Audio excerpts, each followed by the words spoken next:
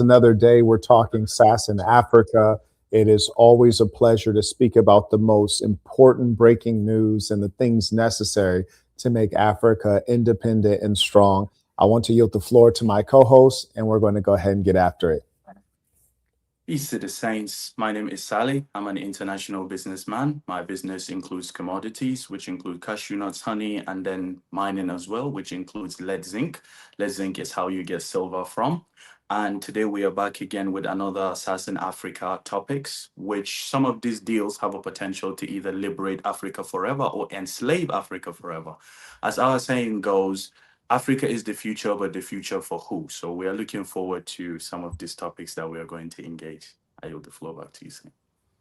Saleh, you look phenomenal there. I need to know, is that a silk handkerchief? What do we got going there? Yeah, it's a silk handkerchief saying, and then I've literally have this one woven from a house of Marvin and Evans here in London. I was earlier on going to graduation as an alumnus student to the Royal Agricultural University because they wanted me to discuss on my business over here and how much has the success of my business. So basically, they wanted us to go back and forth with some student, give them career advice should any one of them want to start a business. So appreciate the You look saint. great, As my I said to brother. my tailor today, I'm going over with the saint. I need to bring out some heavy hitters. I said the saint is one of the best out there, so I need to bring out my heavy hitters. Well, I appreciate that. You look phenomenal. And I want to remind everyone that the gentleman is both educated in something meaningful and employed in something impactful. And that's one thing I want all of you to know, that education does matter, and that as men, we should be accomplished and knowledgeable before we decide to share knowledge. One thing we will be coming out with in the Black Code, it already gives a list of areas of study that the Black peoples should pursue. However, I do also want to make that public so that, maybe folks who for some reason haven't gotten the Black Code, they have a sense of what areas their children should study if they choose to go into university, and what areas are to be avoided, meaning that they're not profitable, they're not a value add for the Black peoples or even your own bank account. So do keep an eye out for that. We're going to make sure that that's public, free, and accessible to everyone because it's critically important. Anyways, what do we have on the itinerary for today? Yeah, so today we will be discussing Ibrahim Traoré first, and we will discuss about Burkina Faso, the history, the population, the transformation that the country is going through, the successes he's made so far, the challenges he has, who is making the waves, what's going on. We would discuss Burkina Faso. Secondly, we would discuss the giant of Africa, my country of birth, Nigeria, and we would proceed to discuss Kenya. We would discuss Dr. Congo, and we would touch up on South Africa as well. Absolutely. And our goal with this discussion is to make sure that we spend at least 9 minutes on each of these segments, maybe more, but at least a minimum so that we can give it a proper treatment. My hope is that we can have the team go back through and chop out these little segments so that the public, the global diaspora can reference them. Now, let's go ahead and start with Captain Ibrahim Traoré. And what I've done is I've made a written post on peacetothesaints.com and as well on Reddit so that folks have a reference point. But Ibrahim Traoré is unique because while there were other military coups in neighboring countries, he seems to be the most popular. And I always wondered, why is that? What are your thoughts? Yeah, he is the most popular because currently in Africa, he is the youngest head of state. And also, he is vocal with his thoughts. He's one of the few ones that's able to successfully articulate what he wants to do and actually go ahead with it. So that means he talk the talk and walk the walk. So he's been one of these advocates, a huge advocate of Pan-Africanism in Africa, though, where African countries are able to collaborate. But when he took power, he was able to execute. And he also has significant amount of respect from his peers in the military and the whole country. A massive population of people in Burkina Faso have significant amount of respect for him. And I think his public demeanor as to how he denounces and disassociates himself with the Western countries is what makes him very popular among the young population and also Africa as a whole and diaspora. You mentioned that he's the youngest head of state in Africa. Mind you, when I'm speaking, I'm actually clicking mute. So if you say something and I don't respond, just raise your head. But not only is he the youngest in Africa, I believe he's the youngest head of state in the world. I think he was That's born in correct. '88, and he's in a unique era in as much as while being in a French speaking country, he's able to reach English speaking audiences, whether they're in the diaspora or just broadly in the West. And that's largely happening due to dubbing and AI. And not only are folks dubbing his actual speeches, we're also seeing a lot of deep fakes that are created. And so you, of course, have the commercial engine of people who want to make money. So they're using his image and likeness to push out the message. But I was really impressed at the propaganda machine. I thought, I just don't think that that is coming organically out of a state as small and little known as Burkina Faso. And it turns out that they do actually have Russian backed entities that are supporting them. I'll dive into that a little bit more because that's critical. And so there's really a three-pronged piece that I think has put him in the center of success. You're totally right. He's a young guy in his 30s, which is really remarkable, born in '88. Number two, he has the machinery of the Russian state and their well-seasoned propaganda behind him. Number three, he has the people who are just random individuals, content creators who make money from getting views. And they're, in addition to dubbing what he's saying, they don't even understand it, but they can understand it through the AI. But in addition to that, folks are creating deep fakes. And you even see situations wherein he's said to have created a public works program or, a new hospital, and they're showing a hospital that's in Algeria and ascribing it to him. And this is the nature of information that we're in, but undoubtedly he's done a phenomenal job. And I think that his popularity is fundamental to keeping him alive. You see, you're less popular, but maybe doing the right things in a more quiet way. I think it would be less costly to the French to send in a hit squad, whether they're Frenchmen or paid Africans, which is often the case. That's how Sankara got taken out by his ally and best friend. So I think it's a lot less costly to kill you when you're unknown. Do you hear That that? is true, Saint. Yeah, I can hear that.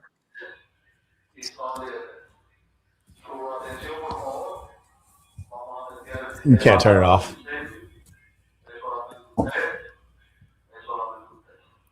Should we My proceed? apologies for No, that. that's interesting. I didn't get an email notification, but I yield the floor. So absolutely. I do believe also he is the first person to ever do this thing in an information age where he actually goes up against the colonizers and make it public. I think many people do talk about it quietly, but this is the first time we've ever seen an African take a step towards it. Because let's look at it, for example. The country of Burkina Faso itself got its independence in 1960, but and it was very unstable after that till all the way up to almost 80, getting up to end in 1970s, where Thomas Sankara took power. And when he took power, he renamed it and he gave it from the name Upper Volta that we know of the French colony, and he gave it Burkina Faso, which represents the land of the upright people. And to be honest, it does kind of suits the name because whenever you tend to meet people from Burkina Faso, they tend to be upright individuals from my own personal interaction. So therefore, they got the name Upright Land. And Ibrahim Traoré himself, he was born in 1988, as the saint stated. He is about 38 years old and he's a geologist. I think what many people don't know about him is he actually studied geology, so which makes him qualified to be able to measure the country's resources. And for him, he's always had his eye on why is it that the countries have such great amount of mineral resources, but the country is poor. Therefore, he realized that the CFA they are using, when I say CFA, is there is this currency that some of the Sahel region use, French-speaking countries in Africa, that's often tied to the euro. So CFA is called in currency wise. So he realized that why are we using the colonizers backed currency to begin with? One. And secondly, why is it a situation where we are making all this amount of gold? Because their largest exportation is gold. So he's thinking, why do we have so much gold, yet we still are a poor country? So after he graduated, he literally joined the UN peacekeeping mission, which took him all the way around the country fighting, jihadists, and he ended up in Mali as well. So he has firsthand experience on the battlefield and how much of a struggle it is to maintain a country's resources with foreign influences trying to interfere. So when he rose to power, he talked the talk, he walked the walk, and that made him very popular among the youth. But not only popular, he continued to challenge the rhetoric. What we know as traditional slave master relationship between countries, he challenges that fact. He geared himself towards the Russians, towards the Chinese, and he didn't just do it to be their slave, also. He did it in a situation where he became almost an equal playing field. He made it into a scenario where they look at him as an equal, where when they help him, he does know in order for you to make a deal, you need to give something to make something. But the difference between the Western ones was this ones, at least they're building the country. In real time, we could see the transformation of the economy, which goes to talk about today. From the beginning of 2026 to now, he's generated over $6 billion in gold trading for first half of 2026. And that's all going to the country's development of infrastructure.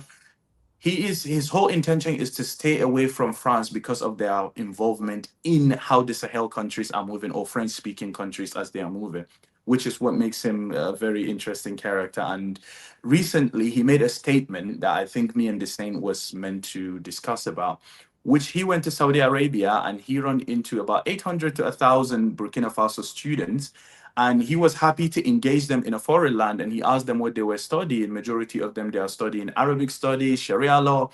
And he made this statement that shook the entire African communities, including the fact that he's a Muslim. But he was saying he doesn't think Sharia law has a place in Burkina Faso because he does believe everybody would be able to practice their own religion, which goes to show the new Africa way forward that we need to go is we can all practice our religions privately, but when it comes to state affairs, let's leave it to African affairs. Meaning, let's develop our own law that we respect as Africans, as people, and we live by that. Rather than saying we are taking Sharia law, we are taking something from the Bible, let's just keep separate states, separate religion.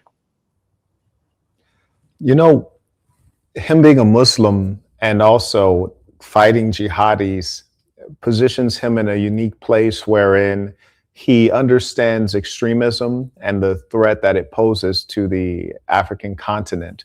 Not only are folks fighting what may be called Islamofascism or extremism, it's in Somalia, it's Mauritania, Nigeria, pretty much every region of the map that you could name for the most part, unfortunately. And in some cases, I don't think that those are organic movements.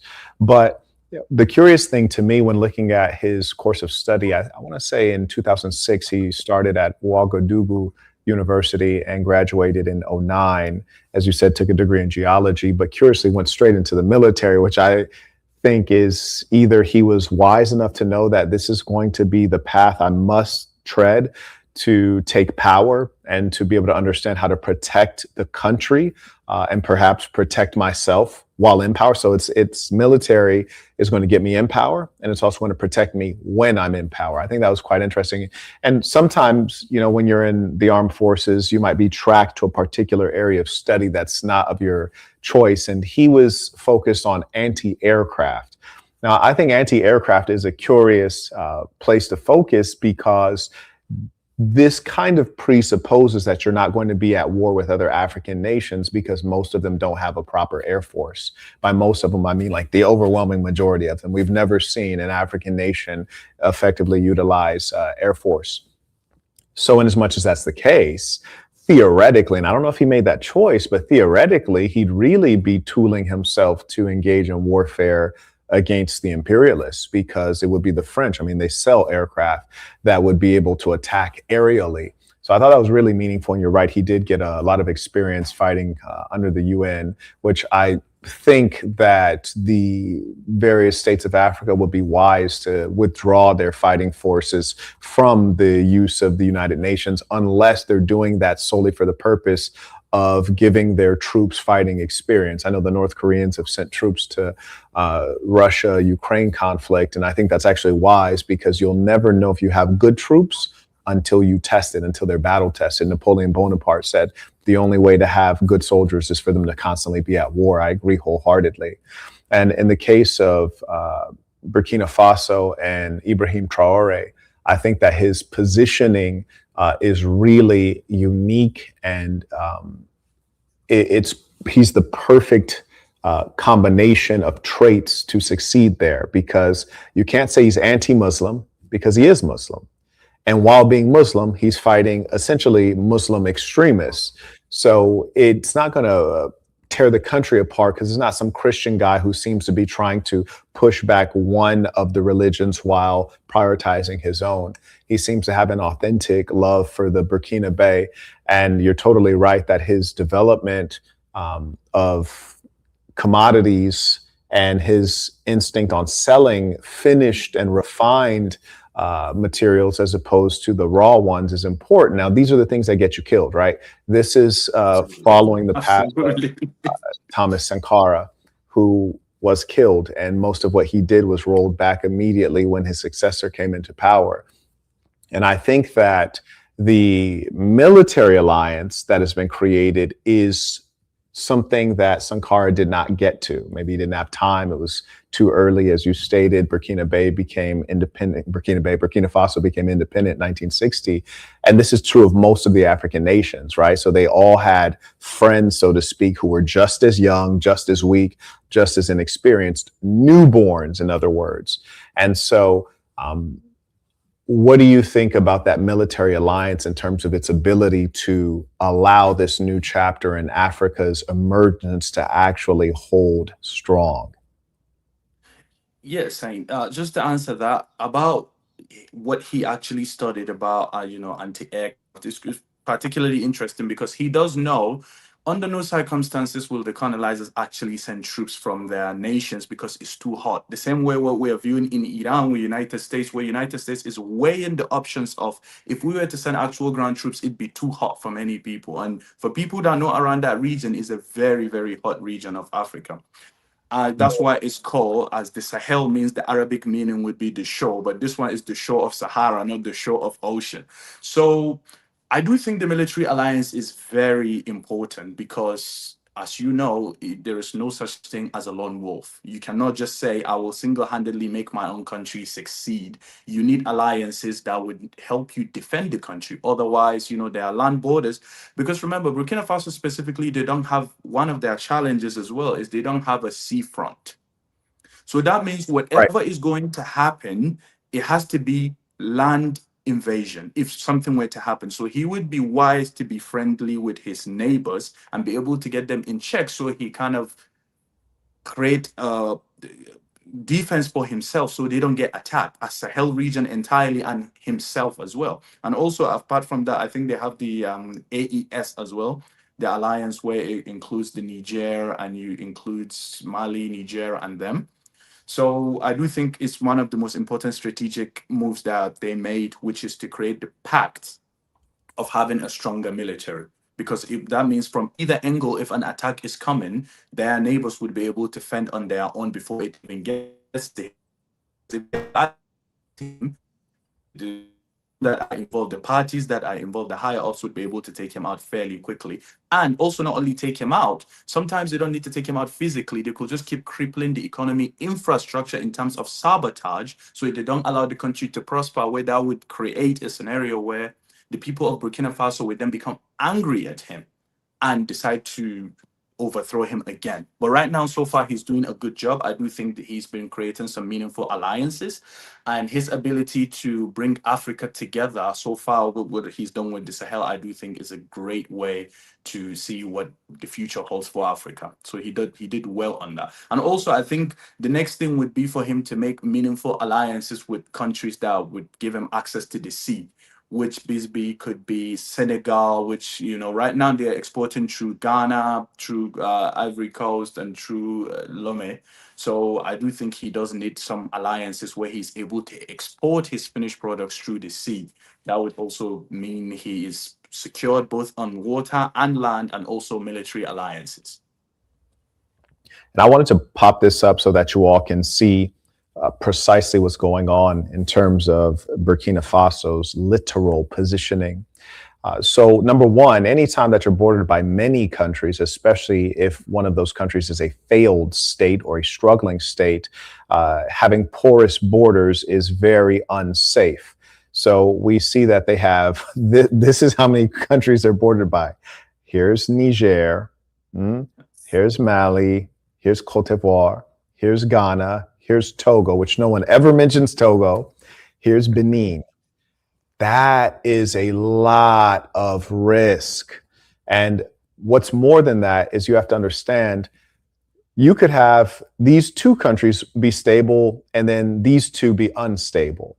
And so what you'd have to count on for Burkina Faso to have a good situation, meaning protected from Islamic terrorism and being able to not only have an effective military, but know where to position them and not have to exhaust them, having them along all of the borders, is the states around you have to be stable. And of course, in the African context, that's going to be extraordinarily hard.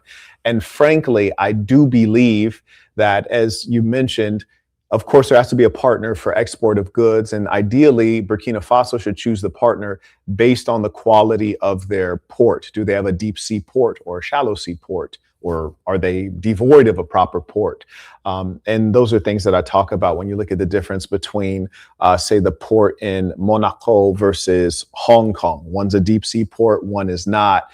And once you had Hong Kong really popping off, it shut down Monaco's ability to transact internationally. They kind of became more of a gambling hub, and Hong Kong continued to be an international trade hub. So it matters an awful lot. But the truth is, in the long term, a lot of countries that are landlocked, as Burkina Faso is it's limiting your ability to do business, because at the end of the day, if you ever have an issue with the country that you're exporting through, or God forbid, the country you're exporting through has an issue with another country, war breaks out, then your infrastructure of export, your roads of export are all completely compromised. And so the fact of the matter is, and this might sound a bit Machiavellian, but it absolutely needs to be done, is some of these countries need to be combined, some or all of them. And initially, it should be done based on linguistic groups just for ease. And so I would look at Burkina Faso, Cote d'Ivoire. They're in the same language group. These would make sense to instantly bring together. Now, Cote d'Ivoire it's not a small, irrelevant country. It's not Togo, and obviously, this would require significant warfare. So in advance of that, holding that off and hoping that that does not have to be the case, you would first infiltrate these folks ideologically, not necessarily religiously, but ideologically, if nothing else. And then countries that are on the brink, like, for example, Benin, which is also a French-speaking country, I think this is a great opportunity. I think Burkina Faso, if they wanted to, they could outright take over Benin. Benin just recently had an unsuccessful coup attempt. Their government is in shambles, in my opinion, and I'm not a fan of the Benin government. I'll say that out loud. So this would be an easy bit of access to the sea. And Benin also has some resources. And as you can see merely by the coloration of the map, this topography is going to provide for different, if you like, geological resources that are not available in Burkina Faso. As you can see, the nature of the terrain is different, and obviously the earth is going to yield different types of commodities. So I would want to see this U shape develop over time. However, in the short term, if Burkina Faso became legitimately strong, I'd love to see them take over Benin. I think it'd be to their great advantage to first infiltrate it ideologically, and then take over formally, and then give themselves eternal access to the sea. And frankly, the question is, who would stop them and why? Those are the things that you'd have to estimate. I yield the floor.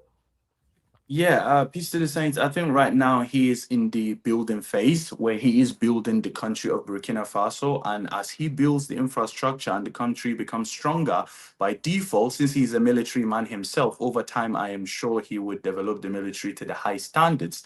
And the Russians would certainly supply him weapons, so would the Chinese.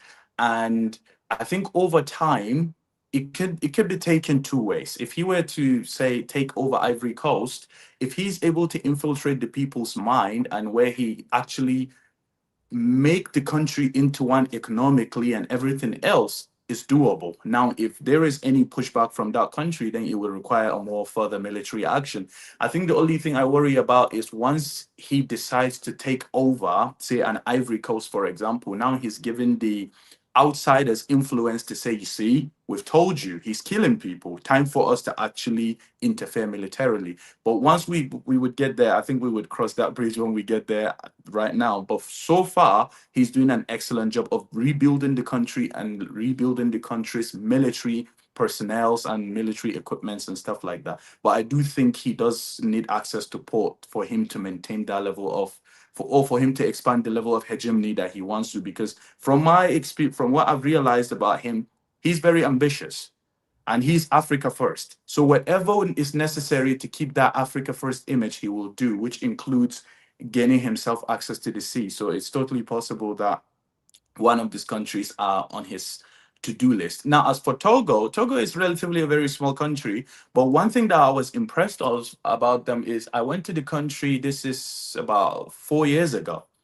They shockingly have a very, very good shoe manufacturing capabilities. In fact, sometimes if a shoe is made in Togo, you would certainly be surprised, Saint, as to how good they are. So I do think they need a bit of marketing as to their shoe and other leather products because they are very, very good at that. So that would be something that they look at.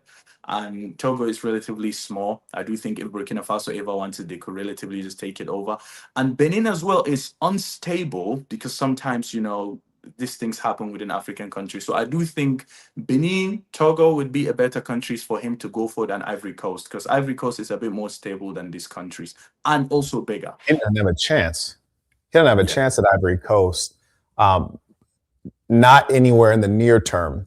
I think he'd first have to take out Benin and then build up the economy and then go and take out Ivory Coast, because Ivory Coast has their nominal GDP is 3 times what Burkina Faso's is. Their GDP per capita is 2 times what Burkina Faso's is.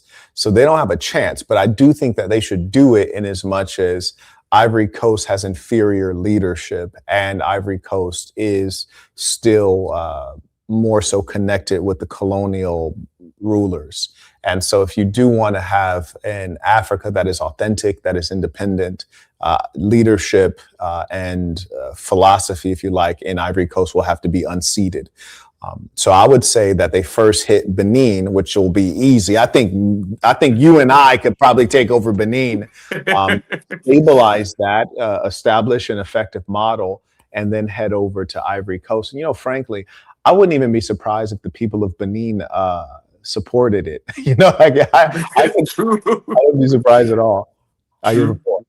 True, absolutely. And I do think, to be fair, what we're talking about regarding ideology, once he's able to penetrate people's mind ideologically and show the proof of work, which he's doing already, by the time that economy grows, other African countries will certainly be calling him to say, you know what, take over us, because we can see the economic prosperity. And that would lead us to, after Burkina Faso, that will lead us to the segment about my home country, which is Nigeria, and what's going on right now with the deal.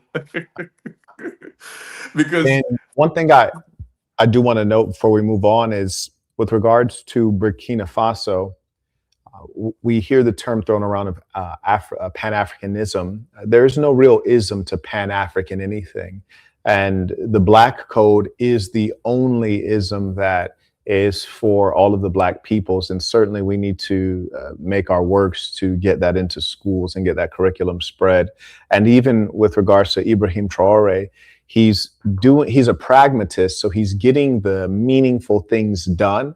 But in terms of ideology, I think that may be an area where he will have to grow. Obviously, with Muammar Gaddafi, he had the Green Book with Maoism, and the USSR, Leninist Marxism. And one thing we do know is that when Ibrahim Traoré was in Ouagadougou University, he was a part of a student group that is categorized as a Marxist group. Now, is it really a Marxist group? We'll never know. This is according to Western interpretations of that group. Now, in all likelihood, I wouldn't be surprised because Marxism has been a common ideology throughout the continent. But in my estimation, when the Westerners interpret something as Marxist, they're essentially saying that the Africans want control over their own stuff. They nationalize things, which is comical because if you go to Germany, France, the UK, or the United States, well, most of the industry is owned by the people who control those countries. And even in the case of the United States, they're truly imperialist.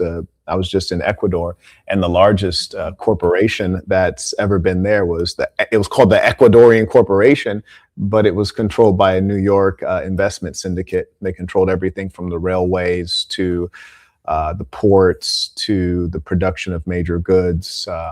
And that cannot continue to go on in Africa. And so, in addition to him doing the practical things, the ideological and programmatic aspect also has to be taken care of so that the Black mind is reinforced.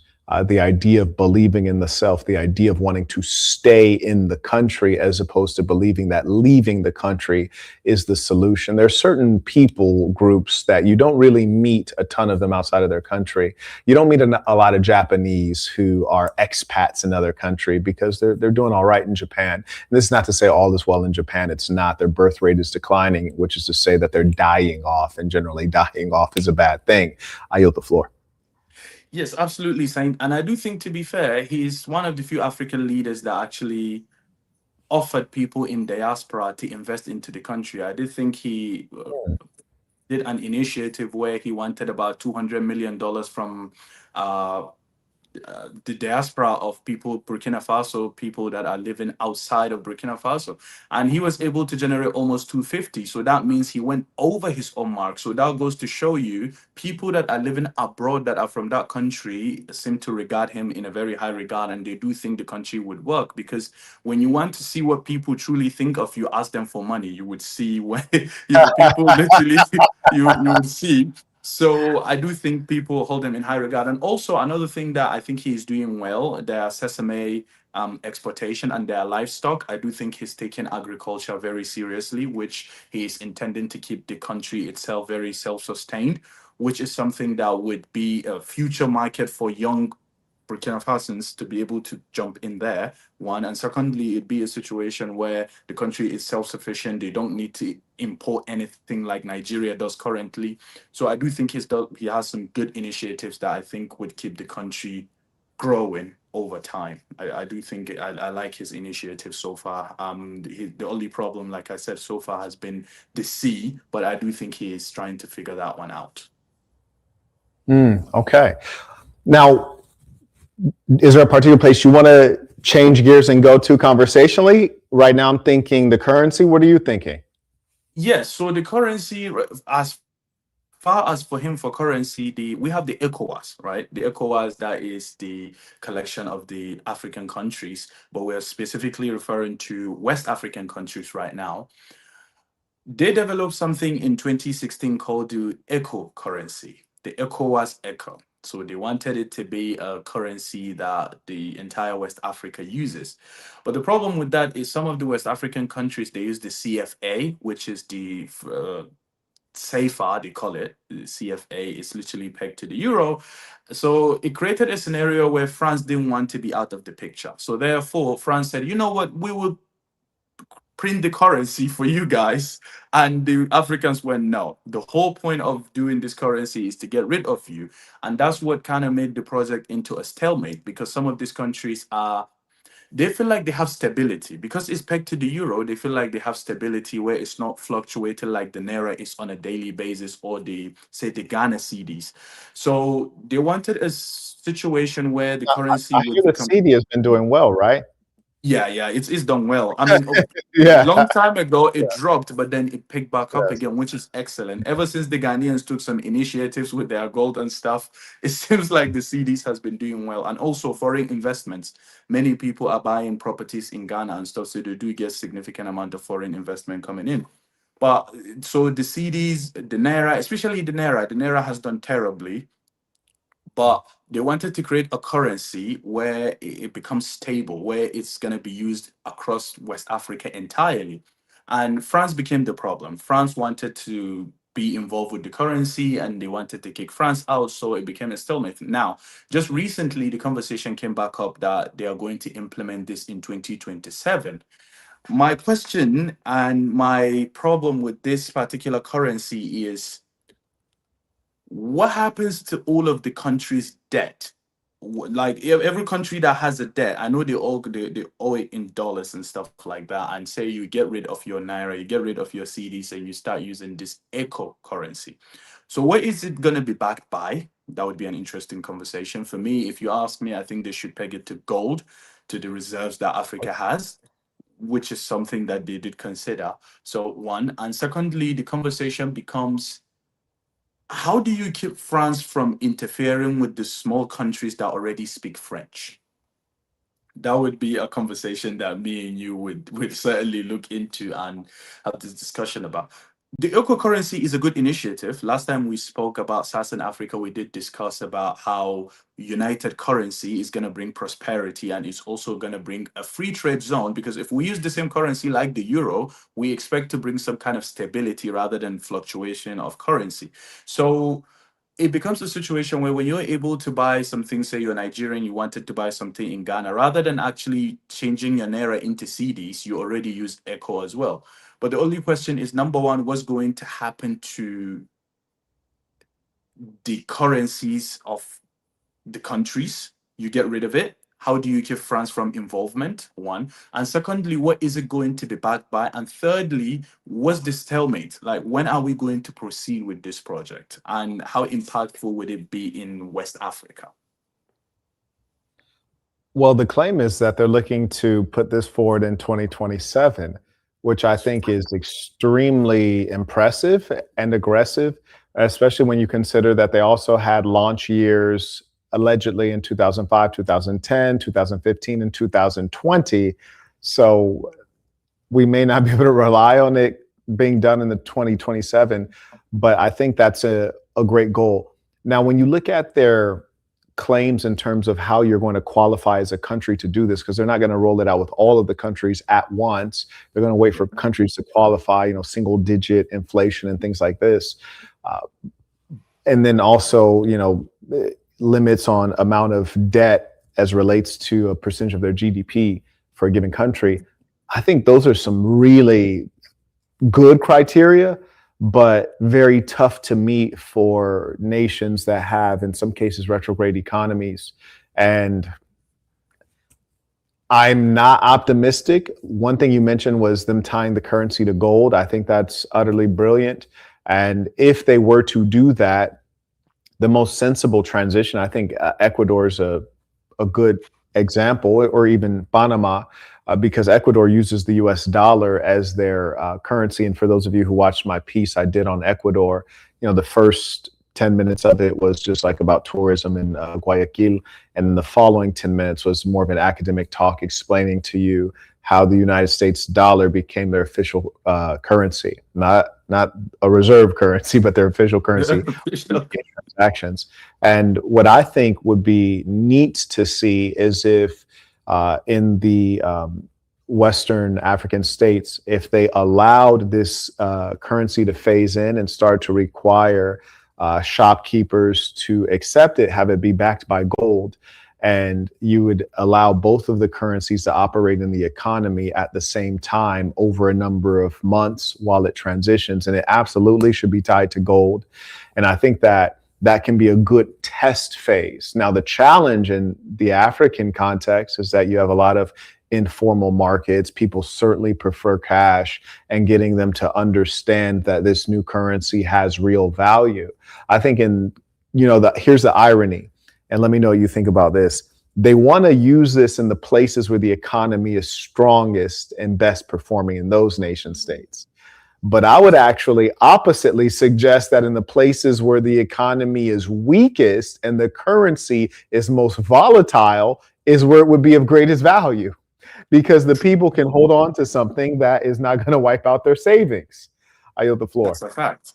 That's absolutely a fact, Saint. But another thing that I noticed is there is IMF back into this. This is the problem. IMF will back the currency, and then before you implement the currency, they would go into each of these countries, give them a loan, and then say to them, you need to devalue your currency. That means they are racking up more debt, which kind of which in a way stops them from ever qualifying to become part of the eco class that what we wanted to implement with the currency. So by the time that you incur more debt, that would limit your ability to be able to get integrated quickly. And then and the IMF on the other side is saying, we are supporting this currency. So I do agree with you. The countries that have the most volatile economies is where we need to start first, because that will show the success of this currency. If it's a situation where some of the countries that are struggling are able to get themselves out of volatility, then that shows it would work in the greater economies. Vice versa, if you try to do it the other way around, the economy is already prospering, and then you try to get it into countries that have already high volatility, it might not work. So normally, if you try it from the bottom up, it goes. That's fine in this case. But if you do it the other way around, it could work for the greater economies and then fail for the small ones, which defeats the purpose. Because that would mean maybe 2 or 3 countries that have stronger economy are able to use this currency and the rest does not. So that would just mean maybe Ghana, Nigeria has this currency that both of them is working for, but the rest of the countries it doesn't work, which defeats the entire purpose of having the currency in the first place. Agree. And the way I look at it with these steps in unified currency, this is scary to the Europeans, the Westerners, the imperialists, because when you add the unity in currency, you're creating other linkages in terms of people being able to move around, in terms of culture and all of these things that will make it more likely that if you attacked one of these countries, you'd be attacking all of them. So what's going to follow after? Because if you look at the European Union, right? Before it was the European Union, it was the European Economic Community, I believe it was called, and that kind of fell way to the EU. And then from the EU, you also have NATO, and NATO and the EU map on top of each other. So invariably, once you have this economic cooperation, you're going to have military backing on top of it. And so the goal, of course, continues to be to have the African nations divided linguistically, religiously, economically, militarily. And so I applaud these efforts. And I think that if the currency is implemented in the most struggling economy, which is the opposite of what they're planning to do, if it were to go wrong, so to speak, if they were to make a mess of it, and I hate to say this, but the people in that economy would suffer the least because they're already in bad position. They don't have significant savings. The big issue is when your currency is upset and you have savings, like you could be a millionaire today, inflation hits and you're a thousandaire tomorrow. Whereas if you're broke, you go from broke to broke. It's not a huge net loss. Any other items on that? That is true, Saint. And to be honest, with the currency, it goes also into our other segment of now Africa implementing free trade zone, which means people's uh, ability to be able to maneuver around. Because what's been happening in Africa is sometimes, depending on which country you're from, you need almost a visa as African. Some African countries they require visa of each other before, but right now we've seen Kenya done this and they've been doing great. They took away all of the visas for all of the African nations, apart from maybe 1 or 2. But now you're able to go into Kenya and conduct business. Now what's left is trade agreements and trade zones. Say, for example, you have a trade zone between Ghana, Nigeria, you have it from Nigeria, Benin, and you have it from, say, Ghana, Burkina Faso. When you have this open place, what that does is, say, for example, I needed to buy an item as we were discussing about Togo. Say I needed to get maybe some shoe design somewhere, but Togo has a huge market for that. I could just go into Togo and get it.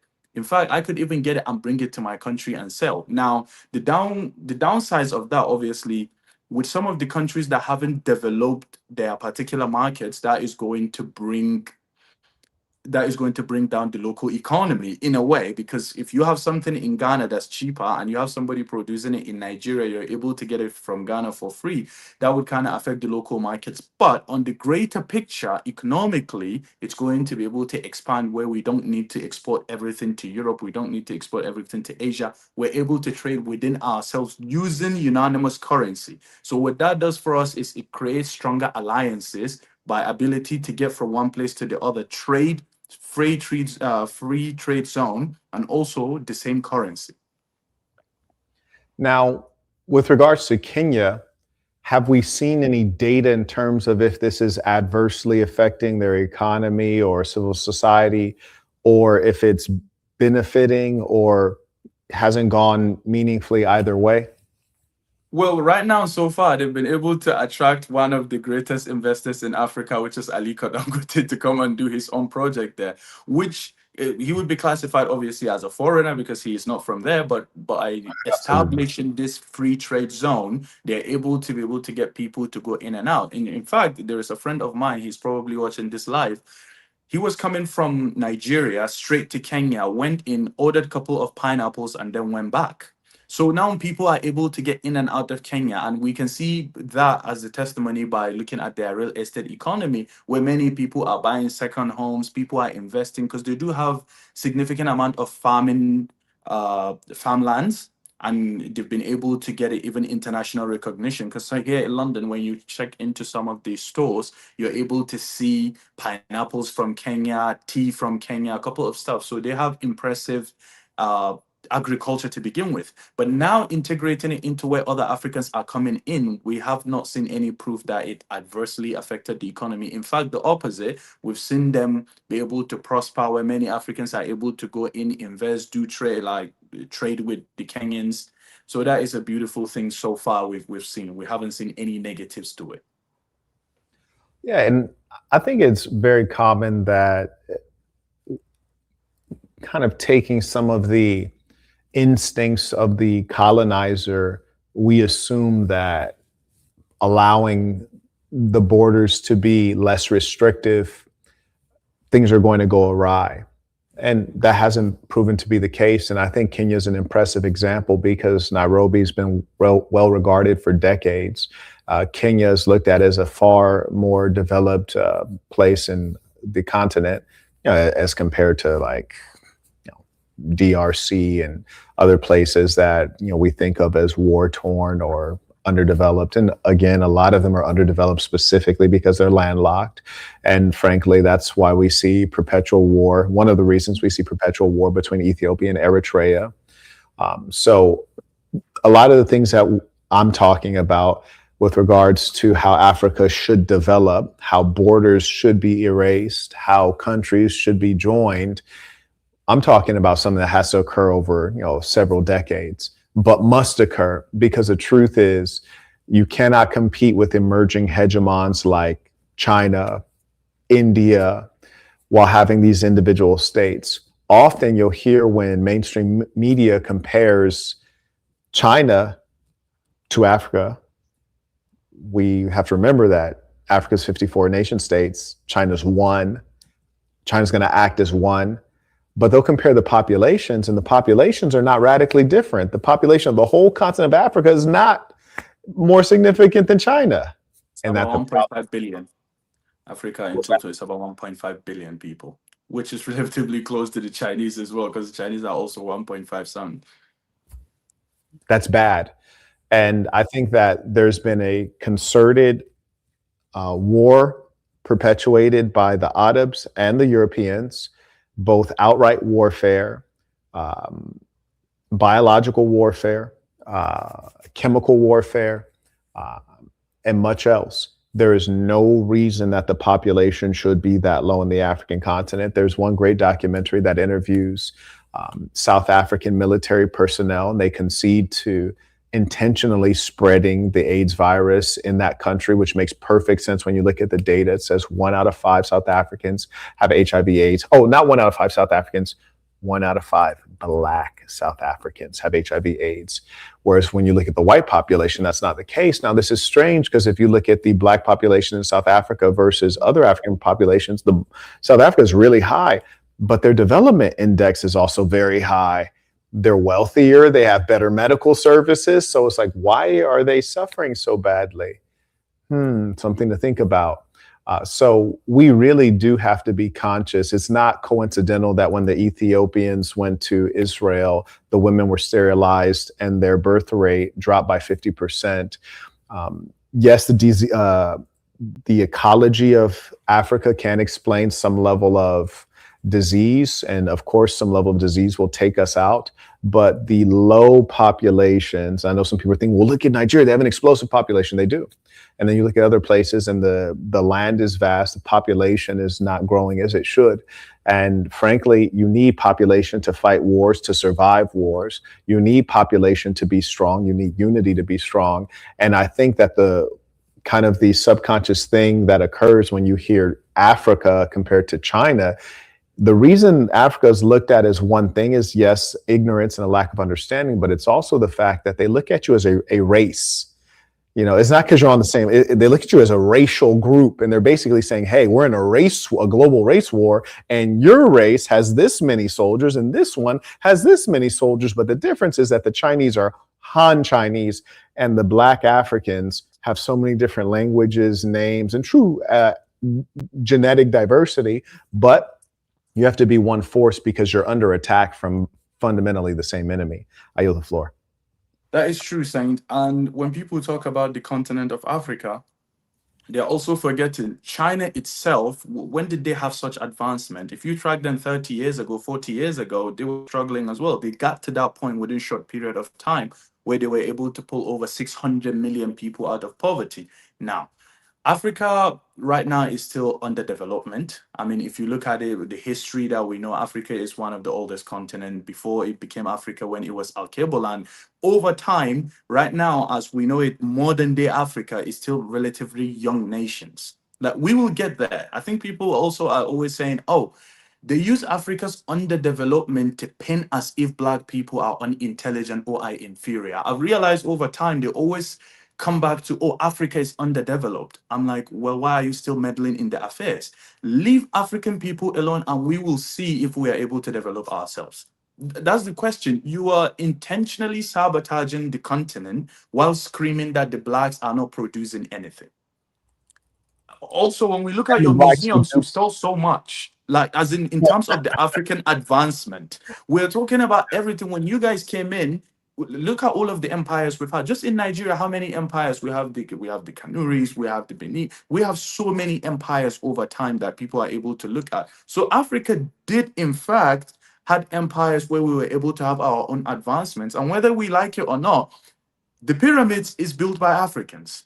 Like you guys say whatever you want. The current Egyptians right now that are Arab, they are trying to steal, because look at Nubians. If you trace all of the pyramids, you look down all the way to Sudan, we were able to trace some of the pyramids as well underneath water. So how do you think also Sudan wasn't occupied by Black people? Was it the Arabs that went to Sudan, developed it and got out? So always people do this thing where they're able to say, to pinpoint Africa and say, go back to Africa, because their justification is Africa is poor, Africa is underdeveloped, to try and present the argument that, oh, Blacks have low IQ. If we leave them to themselves, they would never be able to develop anything. But then when we look at it, is we saw one individual, Aliko Dangote, made a move.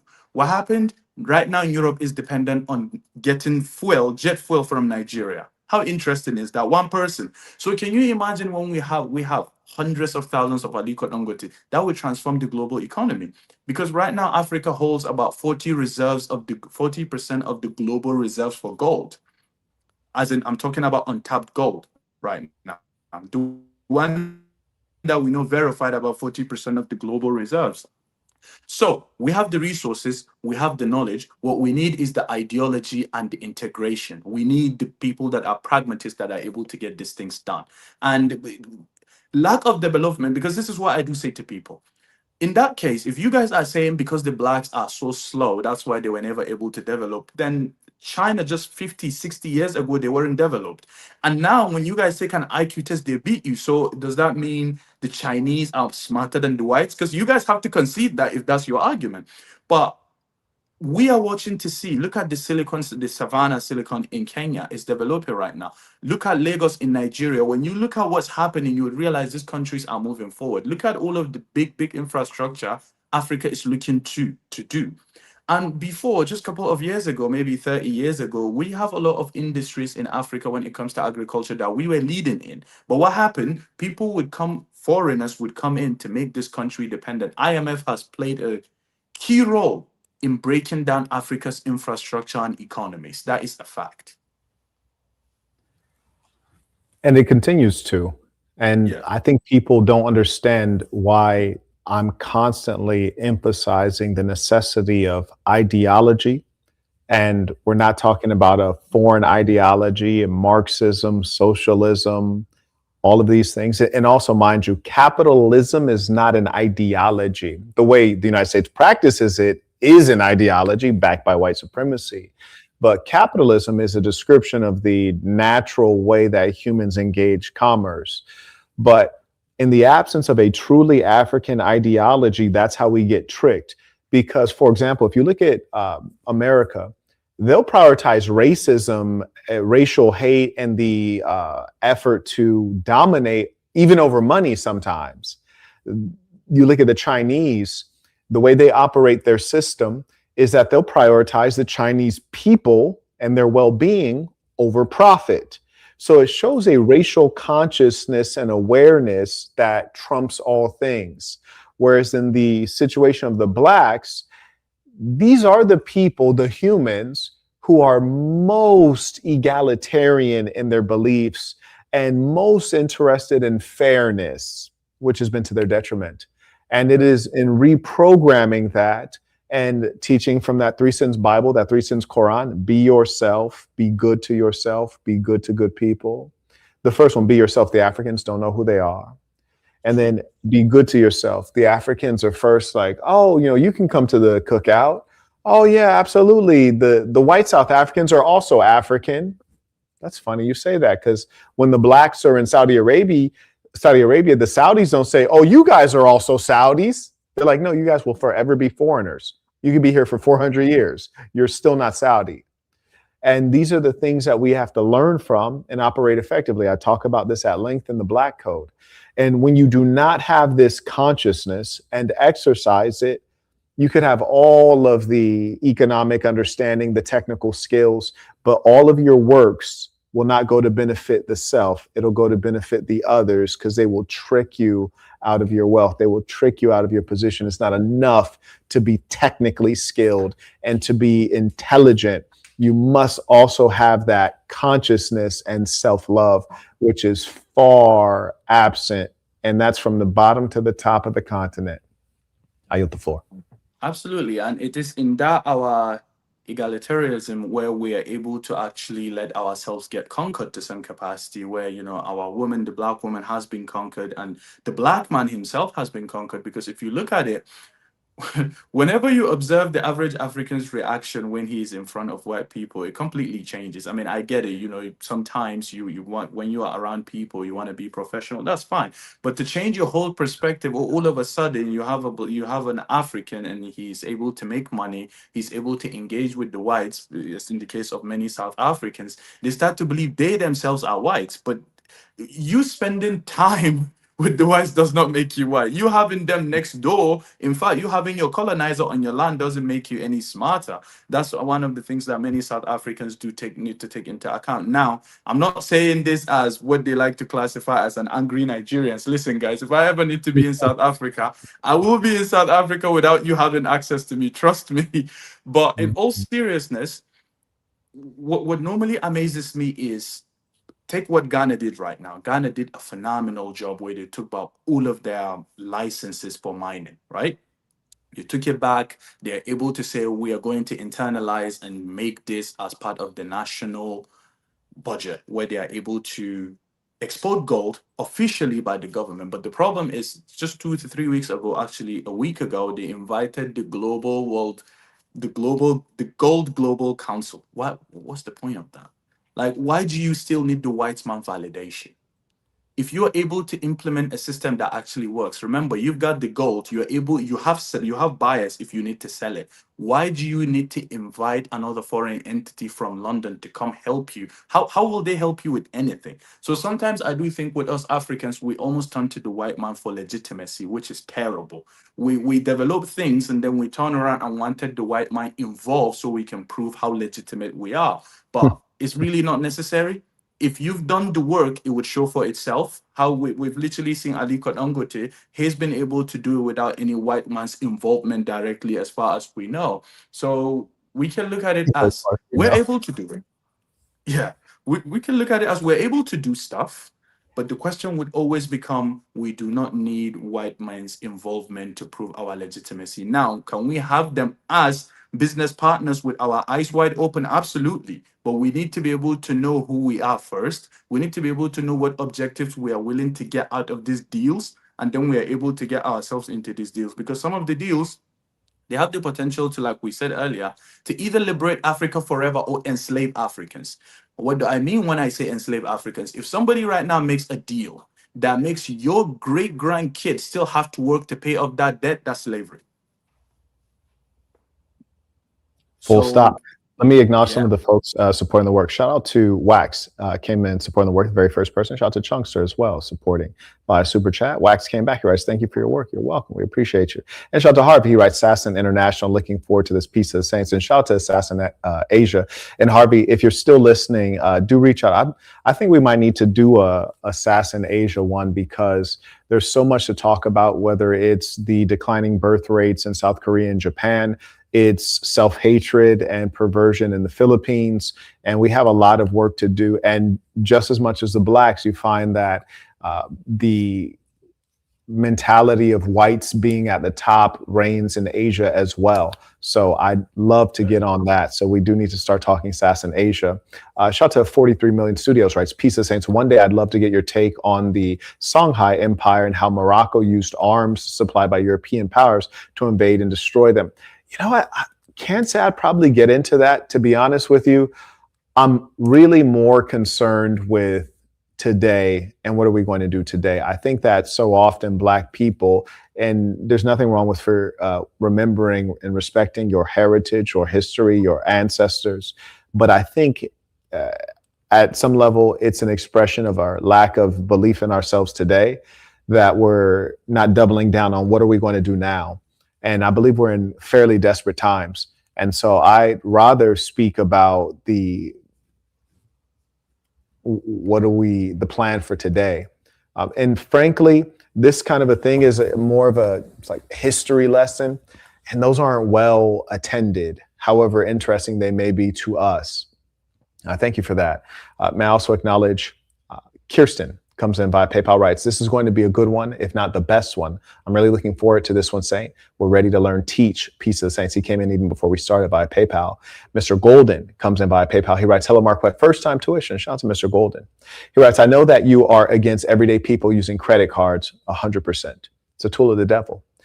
Since that is the case, how do you recommend I go about raising my credit score so that I'm more likely to get approved for future apartments for when I move? Peace of the Saints. I think you'll probably be just fine getting approved, but money talks. You have to ask yourself, from the business owner's perspective, when they want to see good credit, well, why is that? They want to secure their asset. They want to know that you're actually going to pay the rent. And if you can say, hey, your rent is $1,000 a month, we're just using round figures, $1,000 a month, I'm signing a year lease, that's $12,000. I got to pay first and last month. Okay, I'm going to give you, I'll give you first month, last month, and I'll show you that I have $15,000 in cash liquid, so you know that I'm good for it. Don't ever forget that you can work out deals. That's number one. Number two, there are various ways to build your credit. And if you must get a credit card, I'd actually probably recommend that you start with one particular credit card brand and you get the credit card, get approved for it, and then mostly don't use it at all. And if you do, you use it and pay it immediately. Even me. I only have a credit card because there are some hotels, mostly abroad, some rental car agencies, mostly abroad, that you literally have to have a credit card. You cannot use a bank card and you cannot use cash. You must use a credit card. And a part of the scam with that is because the certain groups of people, the Westerners, they've created a slave society. They use credit to enslave you. They know you don't have money. And so they want you to rent things using credit, because if you were to have to rent it using a bank card, you don't have money in your bank. So they couldn't rent to you. So they can't keep selling to you beyond your ability to consume. So what the clever banksters have done is they've increased your ability to consume using credit. And when you use credit, it's a promise to pay, which means it's also a promise to work, because you have to work to earn money. So it's quite a clever scheme on the part of the devils. If you do want to use a credit card, DM me and I'll give you the one card that I recommend. I'm not saying it publicly because I don't promote credit. But if you feel it's something you need to do, I'll give you a recommendation. Send me a DM on IG. Also, may I acknowledge Year of the Producers. He writes, Peace of Saints, as a former educator, what resources and requisite experiences would you recommend? My son is 10 months. I want to teach him foreign languages. I don't think that's a great use of time. Math, that's an excellent use of time. Reading, critical. Legal encounters, we talk about this in the Black Code specifically. What are your gun rights? What are your rights on mutual combat? How do they relate to the state that you're in? He writes, health, that's a practice. It's a knowledge, but it's mostly a practice. He writes, and about women, absolutely. As you know, public schools make average men without further domestic education. Completely agree.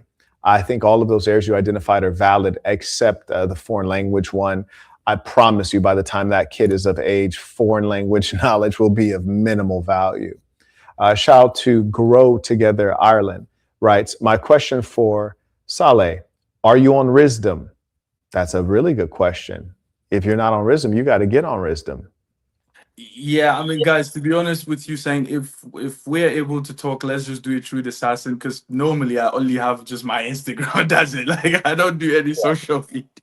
Yeah, I mean, I have heard of Wisdom, but if you want me on there, saying I could sign up. I don't know what that is. Absolutely, and that's an important thing. This is a proper businessman, and there is a major difference between an influencer and a businessman.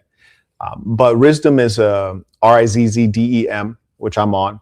It's a place where there are various types of professionals and experts, and people can send you a question. You set a price, mine's at $20. So they can send you a question and they get a 1-minute voice memo back. So voice memo. And in your case, people might be asking you about commodities. Hey, how do I get into the silver business? Is this something that's accessible? Where would I start? Do you think that I actually should take a degree in agronomy? And so they can ask you questions more so related to professional matters typically. And it makes sure that you're compensated for your time, so that just like a bunch of random people are not asking you silly things. So we do have to get you on Wisdom. I'm definitely encouraging. I think people can benefit from your knowledge.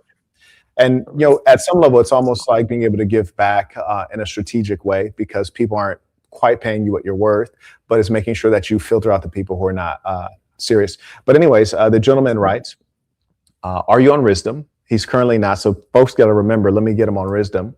He writes, I'm based in Ireland and I own a company. I'm looking to start trading commodities from Africa to Ireland and would really appreciate your advice on navigating the EU market based on your expertise. Peace of the Saints. And those are the kind of connections we want to facilitate. And I appreciate that he's willing to compensate Saleh, because his knowledge is highly valuable.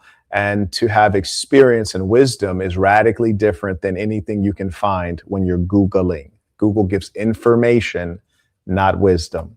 Shout out to Tehran, or Terran, comes in by a Stripe, supporting the work. We appreciate you. We also acknowledge Isaiah as well, and Al-Batar. And the first bowler alert, shout out to Christopher, comes in with the bowler alert via Stripe. I also acknowledge Kensuke supporting on Stripe, and shout out to Timothy as well. And we're all caught up there. And I want you guys to know, credit is good, money is better.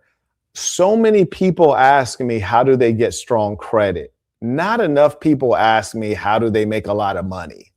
And I think it's because credit seems easy. It's the idea of free money, but it's not free. You're going to have to pay it back. So you're going to need money regardless. So what I'm telling you all is that you need to figure out how to make money, product-based business, or get into AI. But you need money, not credit. I cannot emphasize that enough. It actually kind of gets me angry, to be honest with you, because it just shows that at some level, we're too focused on that which is easy. And I promise you, that which is easy, paradoxically, is extremely hard. It's extremely hard to get out of credit card debt once you're in it. It's easy to get in credit card debt, very hard to get out. Come on. You have any words on that? I think, Saint, what's been happening is, to be honest, when you go on the internet, you have a lot of these financial gurus that will tell you once you leverage credit, this and this and that. It happens over here in London. I was in a Cartier not too long ago, and there's literally this guy that walked in and asked them if they took Klarna. Like, Klarna is where you divide payment into 3 to 4. I'm like, are you serious? Like, you can't afford it. Just forget about it. So I do think that happens now for people that are actually looking to make money. You guys, you need to create actually something that generates value. This whole concept of, using credit, I get it. To get a property and all of that, you need credit. But I reckon there is nothing better than actually, I like to do this where sometimes I'll just go online and see how much money I have. It motivates me. It's just good to do that. And to respond to that guy, the guy about the commodities, yes, certainly it's something that I can have a conversation about. But people do need to keep in mind, I'm not an influencer, I'm not a content creator, I don't sell any courses. Like, when you see me, if the Saint knows you, you're part of the Saint, you wanted to talk to me about something, I can tell you. I don't offer any financial advice. I will only tell you what I know. But I don't sell any course or anything of sort. I just don't. Absolutely. What else we got on? Oh yeah, and just funny thing, I'm just looking at my email right now, and there's an email from someone who lends money. I'm not even going to say the name of them. Let's see. Yeah, such and such capital, and they're saying, "Hey, we want to give you $300,000. You're already approved." I promise you guys, you'll get the most access to capital when you don't need capital. That's why I say go get some money, and then with your money, you can get more money. Trust me. You're not going to need credit. And importantly, when you're doing international business, your credit score means nothing. If you go from America to UAE, your credit score almost means nothing. You're doing deals on cash. You're saying, hey, I got this amount of money. How can I leverage it? And the bank will say, okay, you got 3 million sitting around. Yeah, you got 3 million. We can give you 10 million. Why not? And then you establish the terms, you negotiate the deal. Your American credit score is not going to mean much in Ethiopia. So these are things that you should be aware of. And I hope that you are all doing international business, because you can make money anywhere in the developed world, but you can make fortunes in the undeveloped world. That's a bar. Somebody send that to me. That's a fact. Oh, go ahead.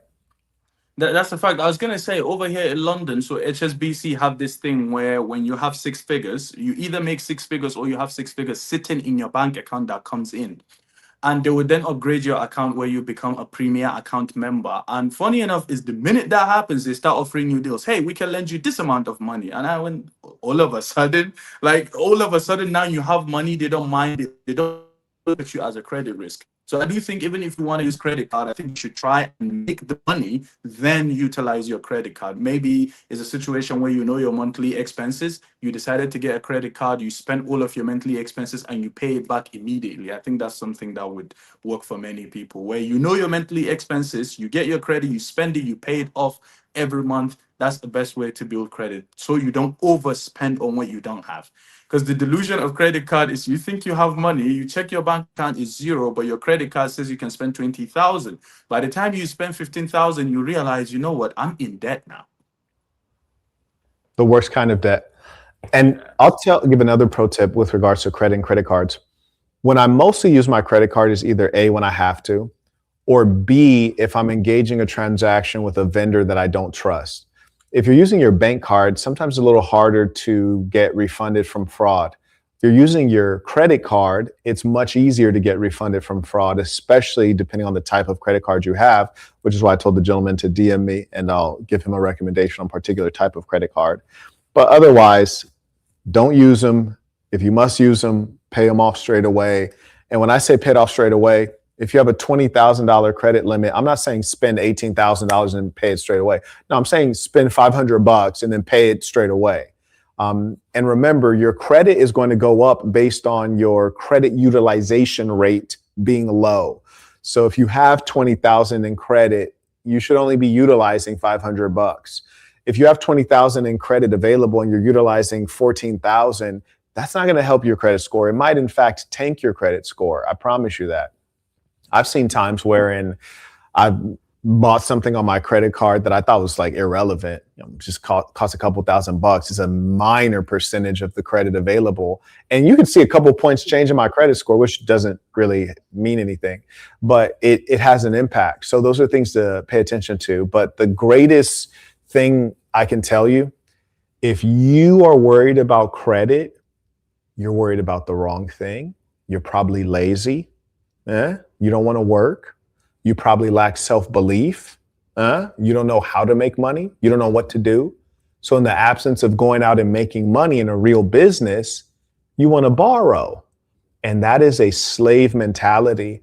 That's like, and I don't want to use the real word because it's a racial slur, but that's what that is. The real word I would like to call you is a racial slur. And I mean it, because that's how those types think. Because you're basically a beggar. You're someone who can't offer value or create value. So you're saying, hey, give to me, while not having a plan on how to repay the money. Marquette, how do you know they can't repay the money? Here's how. This is why I'm a genius. If you knew exactly how you could repay that money, you would not need to borrow that money. Yeah, you wouldn't need to borrow it. Because if you knew how you're going to repay it, that's like saying, I know how to make money.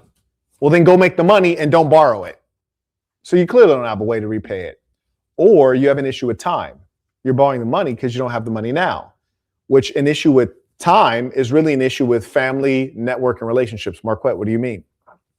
Well, if you have family, network, and relationships, and you need $10,000 by the end of the week, but you know you could pay it back in 2 weeks. So you're going to a bank or a credit card company. Now you got to get hit with interest, high interest. Whereas if you had network, family, and relationships, you go to your network, family, relationships. Hey, I need $10,000 by this deadline. I'm going to receive $15,000 a week after this deadline. I can pay you back. Let me give you a small fee as a favor and give me that 10K. You execute, you return their money, and you pay them a fee because they did you a favor, but it'll be much less than what a bank or a credit card company would charge you because they're predatory lenders. If you can't do that, either you don't have friends, family, and network, or you do have friends, family, and network, but they don't trust you because you don't have integrity. I was gonna say, you gotta pay back. Because sometimes people would take money and not pay back, to be fair. A couple of people would do that, but sometimes that's just what people do. And it gets me angry. And I always tell the Saints, generally don't engage in commerce, but don't engage in loaning among each other. And anytime you engage in commerce, make sure that it's transparent, the terms are clear, and the terms are in writing, and you abide by the terms. Our culture is to be excellent in business, and it is a representation of our integrity. We should be able to collaborate in business. Only foolish people say, don't mix business and family, don't mix business and friends. That's stupid. I intend to mix business and family, business and friends, because what you're saying oppositely is that you want to do business with people you don't know, which means that there's higher risk, more likelihood of you to get cheated, and you have to end up in litigation. So yeah, I want to have friends and family who have high integrity, high net worths, and I want to continue to grow wealth with them. Because people you don't know, it's easy for them to run off. You don't know where they live. You don't know their legal name in some cases. There's no accountability. And then you have to go to the courts. It's expensive. Anyways, absolutely. And that actually brings us to collaboration and family. What people don't know is, speaking about our guy again, Aliko Dangote, what people don't know is after the development of his refinery, after he started selling fuel, what happened was some of the importers refused to buy from him. And his, guess what? His little brother on filling station, MRS, which stands for Maria Sanusi, what did he do? He just gave it to his little brother. Before you know it, all of a sudden everybody started to go into his little brother, and he was making money, the brother was making money, and that forced all of the marketers to come back to the table. One. Secondly, his another brother of his immediate brother, Sani Dangote, maybe, may God rest his soul, he was very, very critical in development of Dangote as a group. Right now, who is managing Dangote group? His children, literally. Mm. His three daughters. So once you guys need to realize there is a difference between you going in with family, honorable family members, though. You need to look at somebody that actually does what they say they would do, and also they are able to fend for themselves. Because I think I have a saying, and I'm sure you might agree with this. I don't trust someone that has nothing to lose. If I'm not talking about money, I'm not only money, maybe reputation, but you have something to lose. If I know we're going into something and you've got something to lose, that what that tells me is actual, in a way, mutual assured destruction. I'm losing Right. something, you're losing something, therefore we would act with integrity. Rather than this person has nothing to lose. He sees you, hey, can you borrow me £10,000? I'm like, no disrespect, but if I lend you this money, you've got nothing to lose. You've got nothing I could take. If I sue you, I will get nothing. Factual. Factual. Yeah, that's another thing. Like if you sue some people, you get nothing out of them, and that brings me actually saying to your tethers. Where do you get these tethers, man? Like whenever they come on the internet. Where do I find these? The tethers actually, they bring themselves forward, and it's not surprising. Um, the sad thing is with the tethers is that they do so much to create disharmony between the Black peoples of the earth, and also you have foundational Black Americans that do the same thing.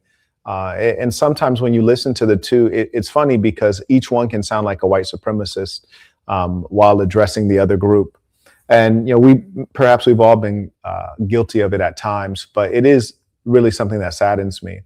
But my hope is that in these talks, we develop the culture of Black people, we propagate the Black code, and upon this, all of the Black peoples of the earth can come together upon one value system. And what we really, really must be willing to do is to crush every other way of thinking, speaking, and acting that is outside of this, that is off code, because it's our failing to do so. It's our acceptance of diversity, bad forms of diversity. Really, it's divergence. And diverging from this one plan is not going to allow us to be one successful people. And so the tethers must be destroyed.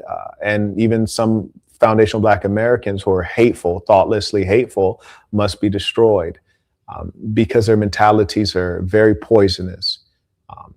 So yeah, it saddens me because when I'm dealing with tethers, sometimes people that might be the first video they saw of mine and they think, oh, this guy hates Africans. Well, that's funny because I've been to Africa far more times than most people of any race, Asian, white, and I've traveled within the continent more than any African. And part of that is because it's expensive as hell and hard to travel within Africa, which is another thing that needs to be changed. Most cases, if you want to go from South Africa to Nigeria, you might have to go from South Africa to London to Nigeria, or there's all these, if you want to go from Ethiopia to Chad, you got to go from Ethiopia to Dubai, then to Chad. And those things have to be changed to make it easier for people to navigate their own continent. Of course, some aspects of infrastructure and rail systems need to be involved, but there are a lot of things to fix. And I think that we're actually doing the work. And our number one aim must be to push the Black code and to push everything else into the mud. That makes sense. Because to be honest, I think the last two or three tethers you spoke to, they kept on going about it doesn't take the wealthy class for you to travel to America or whatever. So if you look at America itself as a country, actually 53% of Americans don't even have a passport. So you guys know that's in America. So about another 50% of Americans don't have $1,000 in their bank account for emergency funds. This is actually That's all right. facts you can verify by CBS News. Yes. So these are facts. So if that is happening in the place where GDP is high, imagine Africa. What's the average minimum wage in Nigeria? It's about 77,000 naira, which is maybe $60 a month. So if you're telling me if you're taking half of what you earn and you are saving it, how many years would it take you to travel to America just to get ticket? One, the visa. Two, thirdly, accommodation. And you need to prove certain amount of money in your bank account. So what that goes to show you is you need to be of the privilege. When we say privilege, we don't mean you're part of government official, but you have some kind of leverage over the average person. And that's a fact. You guys cannot argue that. And we as Black people, we need to have determination, and we also need to have goals. For example, the last guy that was 200% Nigerian, he was incoherent. I heard him here. I was thinking, what's he trying to say? I'm Nigerian, but I didn't understand where he was going. So some people, honestly, that's embarrassing, because you guys, you are tainting one of the finest we have of the Black race, and he's still having to deal with some of you. So imagine then he wouldn't have time to deal with the real enemy in this particular case. So I do think some people need to stop coming online. Or the next time they come on, you might just need to say they should first make a charity donation of $1,000 before you have that conversation. A lot of them would disappear because they clearly have too much free time All in of their them. hands. Yeah, All of them and disappear. absolutely. And go on, say. You really bring up a good point with the 200% Nigerian claim, which is almost angering. The idea that you say you're 200% Nigerian, you've never been there, you've never gone back to visit. It's angering. I mean, if he's 200% Nigerian, I'm 300% Nigerian, right? Like, with the real measure. So, and that's actually something that we have to attack, which is, I understand, maybe you might not want to live there full time, but certainly you should be going back and visiting. You should be contributing. You should be building international businesses. And ideally, we should all be making it a place that we can live. It is for us, Africa for the Africans. And that is a standard that we will be putting forward. Is great. You can be 200% Nigerian, but do that from Nigeria. Have some connection with Nigeria. I We was have gonna to. say, go on, say. No, please. I was gonna say, first of all, you haven't employed any Nigerians. You haven't done anything meaningful in Nigeria. So you claiming 200% Nigerian. I think in his deluded mind, he made his dad is 100% Nigerian, his mom is 100% Nigerian, therefore making him 200%. But you've done nothing for Nigerians. No one literally benefits from you. So to you, to Nigerians, you're utterly useless. Let me be honest. If Right. I were in the same position as that guy, I wouldn't call myself 200% Nigerian because I haven't done anything for Nigeria. Then that leads us actually into the segment of Nigeria, my birthplace. That leads us into the perfect segment. This is where I hit my sound effects. If I had a sound effect, that's where I hit my sound effect right Absolutely, there. that comes down to Nigeria. Yes, sir. Let me acknowledge Nigeria.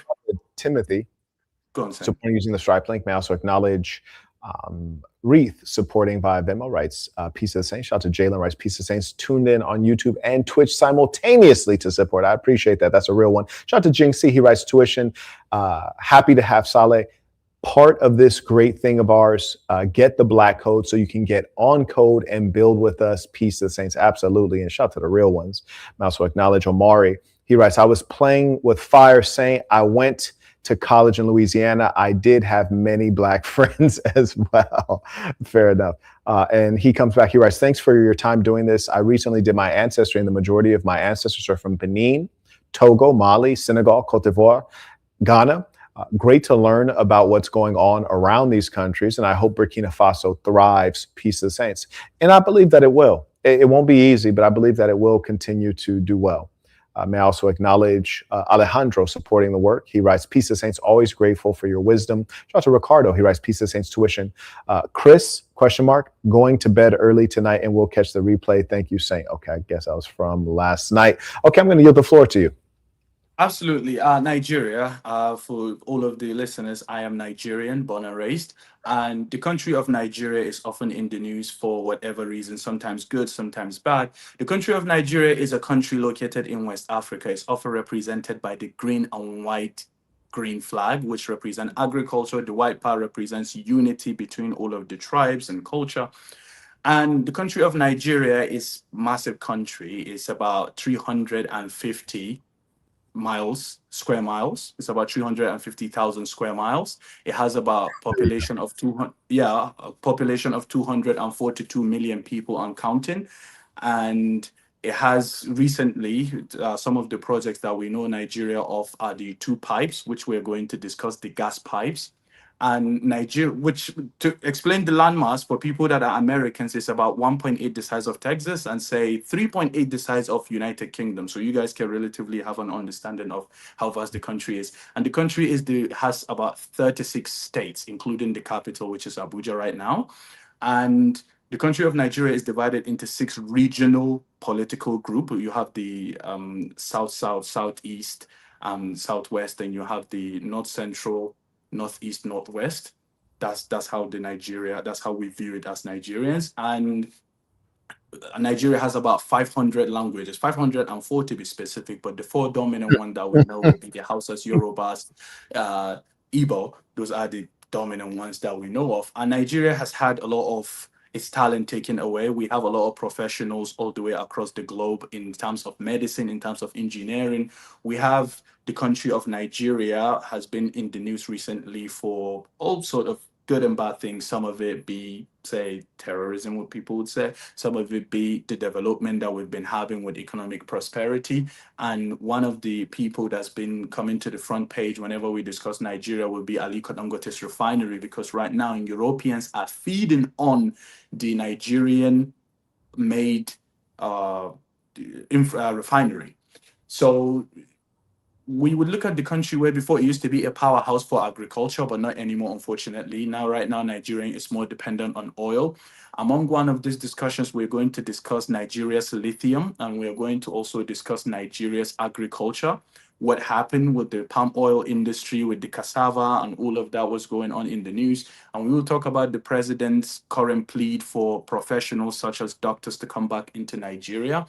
And we are going to talk about how we think Nigeria would be able to position itself as a global energy market. There you go. And also, if we can throw in a little bit about fertilizer, we hear a lot of talk about, Very important.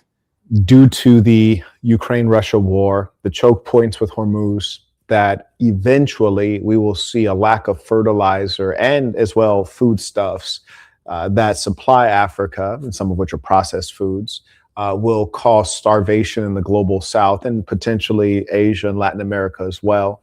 We do know that Nigeria does have a major fertilizer, is a major fertilizer producer and exporter. So I think we can throw that in there too. It'll be a critical piece. Just broadly, real quick, do you believe that it will come, that there will be increased starvation due to the wars going on in around the world? Or do you think that Dangote type refineries in Ethiopia, Nigeria, et cetera, will be able to, I said refineries, fertilizer plants will be able to supply? I do believe there will be a bit of starvation. I mean, not because we couldn't get the supplies themselves, but because people realize how much money that's going to be made. I mean, people, what they are failing to understand with the Strait of Hormuz, it also include helium and other items.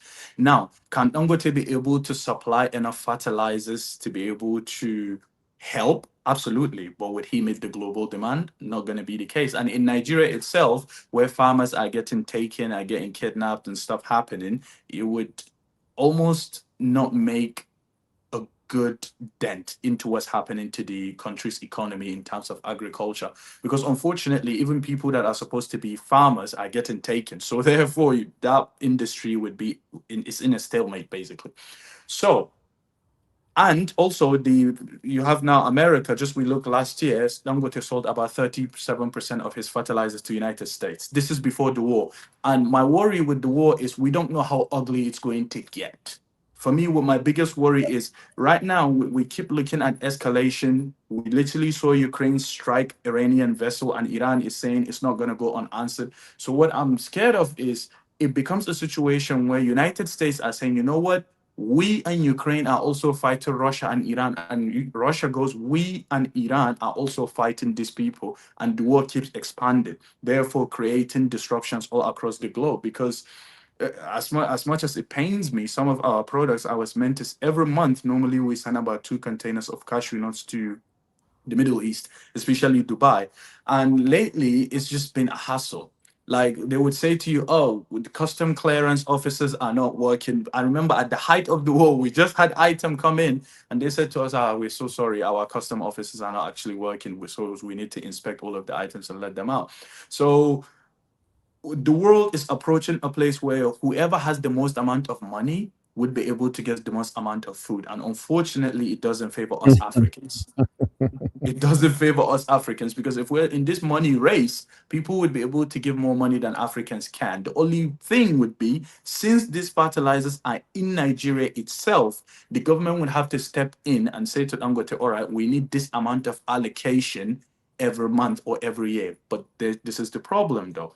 The problem comes in where this deal just ended between him and the government. So initially, the government had a deal where they would give him crude oil in naira and they will get it back in naira, which makes oil cheaper for Nigerian citizens.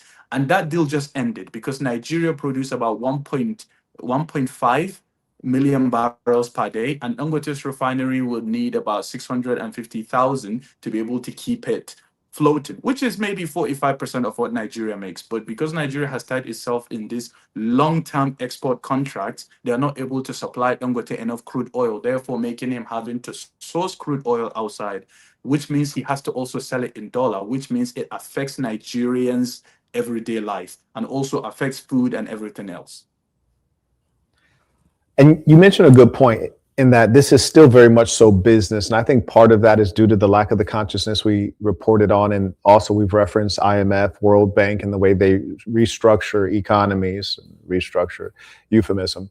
And with the urea, and you have a situation where, and just to elaborate on it for the audience who may not have background, Dangote Fertilizer Limited produces what is needed to grow your crops. Yes. This is sometimes sold to Europe, sold to various places, and it's supposed to supply the local Nigerian market. But let's say you have 1 pound of fertilizer, if you like, and I could sell it to the Brits for $10. It'd be 10 British pounds, but let's say $10. Or I could sell it to a collection of Nigerian farmers, but they could only afford it at $4. Then for sure I'm going to sell it to the Brits. And that's more profitable for Dangote and his business.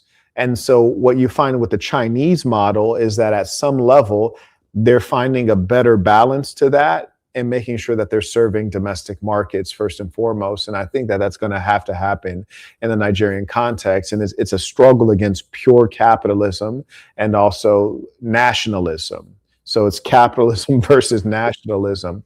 The private firm, Dangote's Fertilizer Limited, versus the Nigerian state, if it represents the Nigerian people. And it is, in fact, a national security concern that you would make sure that Nigerian farmers are supplied, because it drives a whole cycle of sustainability. When you are not giving that fertilizer to Nigerian farmers to produce crops that have been produced there for hundreds of years, which create the traditional foods that have been a part of the Nigerian diet, when they stop producing, what happens is that you get imported foods that people start to get addicted to, high sugar foods, processed foods. People start to get a taste for it. Oh, I want pasta. You're not Italian. What the hell? And so you're sending out the fertilizer, they're producing foods and then sending them back into Nigeria. So now you're increasingly dependent on foreign foods, processed or otherwise. War breaks out. Now you lack the capacity to feed yourself. Your population starts to starve immediately. Food is a national security item. You hear the West often talk about oil as a national security item. Food for sure is. It's such an assumed thing in, say, the United States, because we have a huge country, significant amount of arable land, and most importantly, we have advanced mechanized large-scale farming. Whereas in many African contexts, you might have small-scale farming, not hyper-modern, not mechanized. And so that's a part of the issue. And there's certainly pain and growth, and Nigeria figuring out how that's going to function is really important. And I hate the fact that the state will have to do something in the case of Dangote and his many enterprises to make sure that it can serve the nation state better. I get the floor. Yeah, absolutely. And Peace Saints, before I get into this conversation, I know there would be somebody that later, towards the end of the year, will see me with Alaza Ali Kodongote, and they would start saying, "Oh, we knew that's why you were defending him." Just to make things clear, just to make things clear, my brother is getting married to his cousin. So don't you guys don't see me and then start saying, "Oh, that's why you were defending him." We're talking specifically business here, because I know there would be somewhere somehow. So when we come to Alaza Ali Kodongote, we need to look at his relationship with the Nigerian government. I think many Nigerians would say he's had a good relationship with the government. Like, you guys need to realize, with business on a certain level, you also become a mini government. That means the government has to function with you. It's just how the way things would go. Right now, Dangote has become a global power. He himself, as an individual, Dangote Group has become global. And with the highly anticipated IPO, I think it's going to even get bigger, because right now he wanted initially for people to invest in Naira and get back money in dollars. And right now he's having to change that deal where people have to invest in dollar to begin with, because they often buys it. Yeah. You can ignore that. Okay. I just saw that. Yeah, it would have to be it would have to be a situation where he's looking at it like, I'm a businessman. I do work with the government, but this recent government in Nigeria, he feels like didn't favor him as much, which is understandable, because the government obviously has their own ambitions and has their own contracts, how they want to do it. Now, what I do believe they need to do is they need to be able to limit. They would say, we need this amount for domestic use. They get that from Dangote, they get that from Indorama, they get that from every single producer of fertilizer, just so we are able to maintain our own local agricultural market. But the dangerous part is not even that. The dangerous part is Nigeria imports significant amount of food. Although right now we're trying to change all of that with the new implementations. But because Nigeria implement such significant amount of food, and those places that Nigeria imports from, there is shipping disruption with them getting fertilizer. I fear that some of this country might say, okay, when we're selling you food, we are going to sell you at this price, and we also need fertilizer from you. They can also leverage that, because when you don't produce your own food, you do import some foods, you are giving other people's leverage to be able to leverage you and get better deal out of you. But with Alhaji Ali Kodongota, I do believe he's able to still supply 37% to his fertilizer to the United States or wherever he wants to.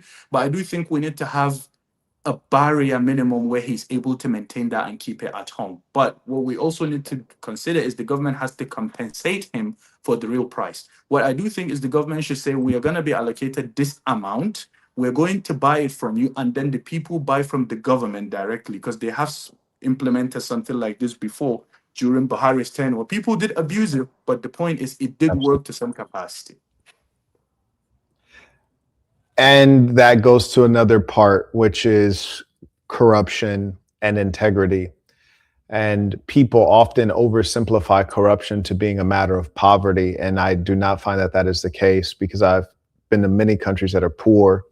Some are corrupt, some are not corrupt.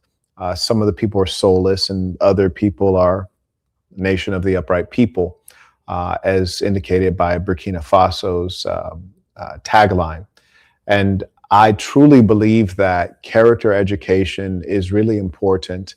And in starting with that, plus with having real consequences for corruption, then we can begin to heal things and create a functioning society. And you'll see many things flower from that, including tourism.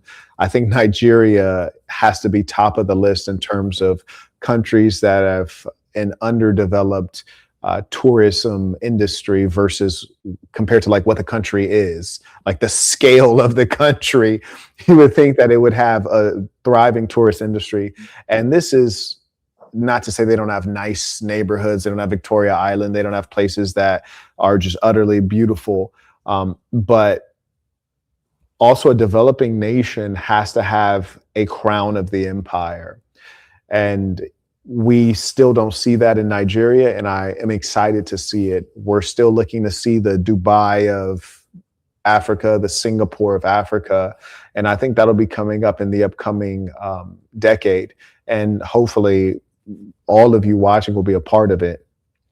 Let me acknowledge some of the folks supporting the work. Shout out to Year of the Producers, comes in via PayPal. He writes, you forgot to recommend resources and requisite experiences if you have any on my question earlier. Thanks in advance. I don't recall what your question in earlier was. He comes back, he writes, my question was on resources on learning how to teach effectively. Apologies for, oh, okay, got you. So yes, I do remember your question now. Let me just get water. Absolutely. A number of those items you mentioned, I actually have content on. I recommend you use the courses or the content, teach it to your children. I actually have a children's book that I published on Amazon. It's probably available now. I haven't had a chance to check myself, but it's actually, you said you have a 10-month-old. It's a book for boys age 0 to about 9. And the book is called What is a Boy?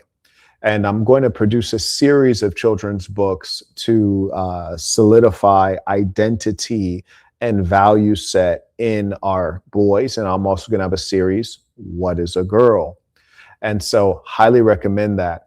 And also the important thing to know, a lot of what we learn and what we are comes from who we're around and those influences. And that's why I always encourage people to join the SAS and, pair your wives together, and to clarify what I mean, like, I want my wife to know your wife and them to be friends, and that to all reinforce our value set. I want our kids to go to school together and learn from each other. And ideally, when we're in the same communities, we can pay to hire private tutors, and eventually that constitutes a private school. And that'll teach the things that you'll need supplemental education on. There's no doubt that your child will need supplemental education on mathematics, engineering, and the hard sciences, chemistry, biology. So you should have private tutors on those things, no doubt. Thank you for that question. And we do want to continue. So continue engaging me with that, because we do want to have at least some amount of information public and free for everyone. And then for the saints, things that are farther reaching. Shout out to Leon supporting the work using PayPal. May I also acknowledge Jonathan came in. He writes, shout out to SAS in Africa in a real way. May I also acknowledge Alejandro writes, peace of saints. Thank you for the education. Thank you to the Nigerian gentleman as well. Absolutely. And very knowledgeable. One of my reasons I enjoy bringing him on and talking to him is because he's actually doing things. He's not saying, oh, this is what I read. Shout out to Mr. Mugisha, came in last night, writes, paying what I owe. Peace of Saints, came in a strong way. Shout out to Jonathan, came in via PayPal as well last night. I don't know how I missed these. Maybe they're delayed. PayPal does that. Shout out to Wayne, writes, Peace of Saints tuition. Kirsten writes, this is going to be a good one. Okay, I did get that one. All right, fantastic. I think I'm caught up there. Yes, excellent. Okay, carrying on. I see. Now I've been building so much technology, working so hard. Ladies and saints, you have no idea. Shout out to Alan. He writes, Peace of Saints tuition, important topics. These discussions with the two of you are always rich and engaging. Thank you. You're very welcome. Okay, let me make sure I caught up everyone. Okay, last two. The gentleman writes, what is his Instagram? We're going to give the gentleman on Wisdom. I actually sent Saleh the link for that. We don't want to flood him. The man has actual business to take care of. Shout out to 8838 writes, Peace of the Saints. I have a pilot lesson not too far from now, so I need to try to exercise and then get to the clearport so I can hop on a bird. What do you want to take as the last topic to wind us down? Yeah. So as we were speaking Nigeria, let's quickly finish it. And then Nigeria has lithium, which is something that gets a lot of people's attention.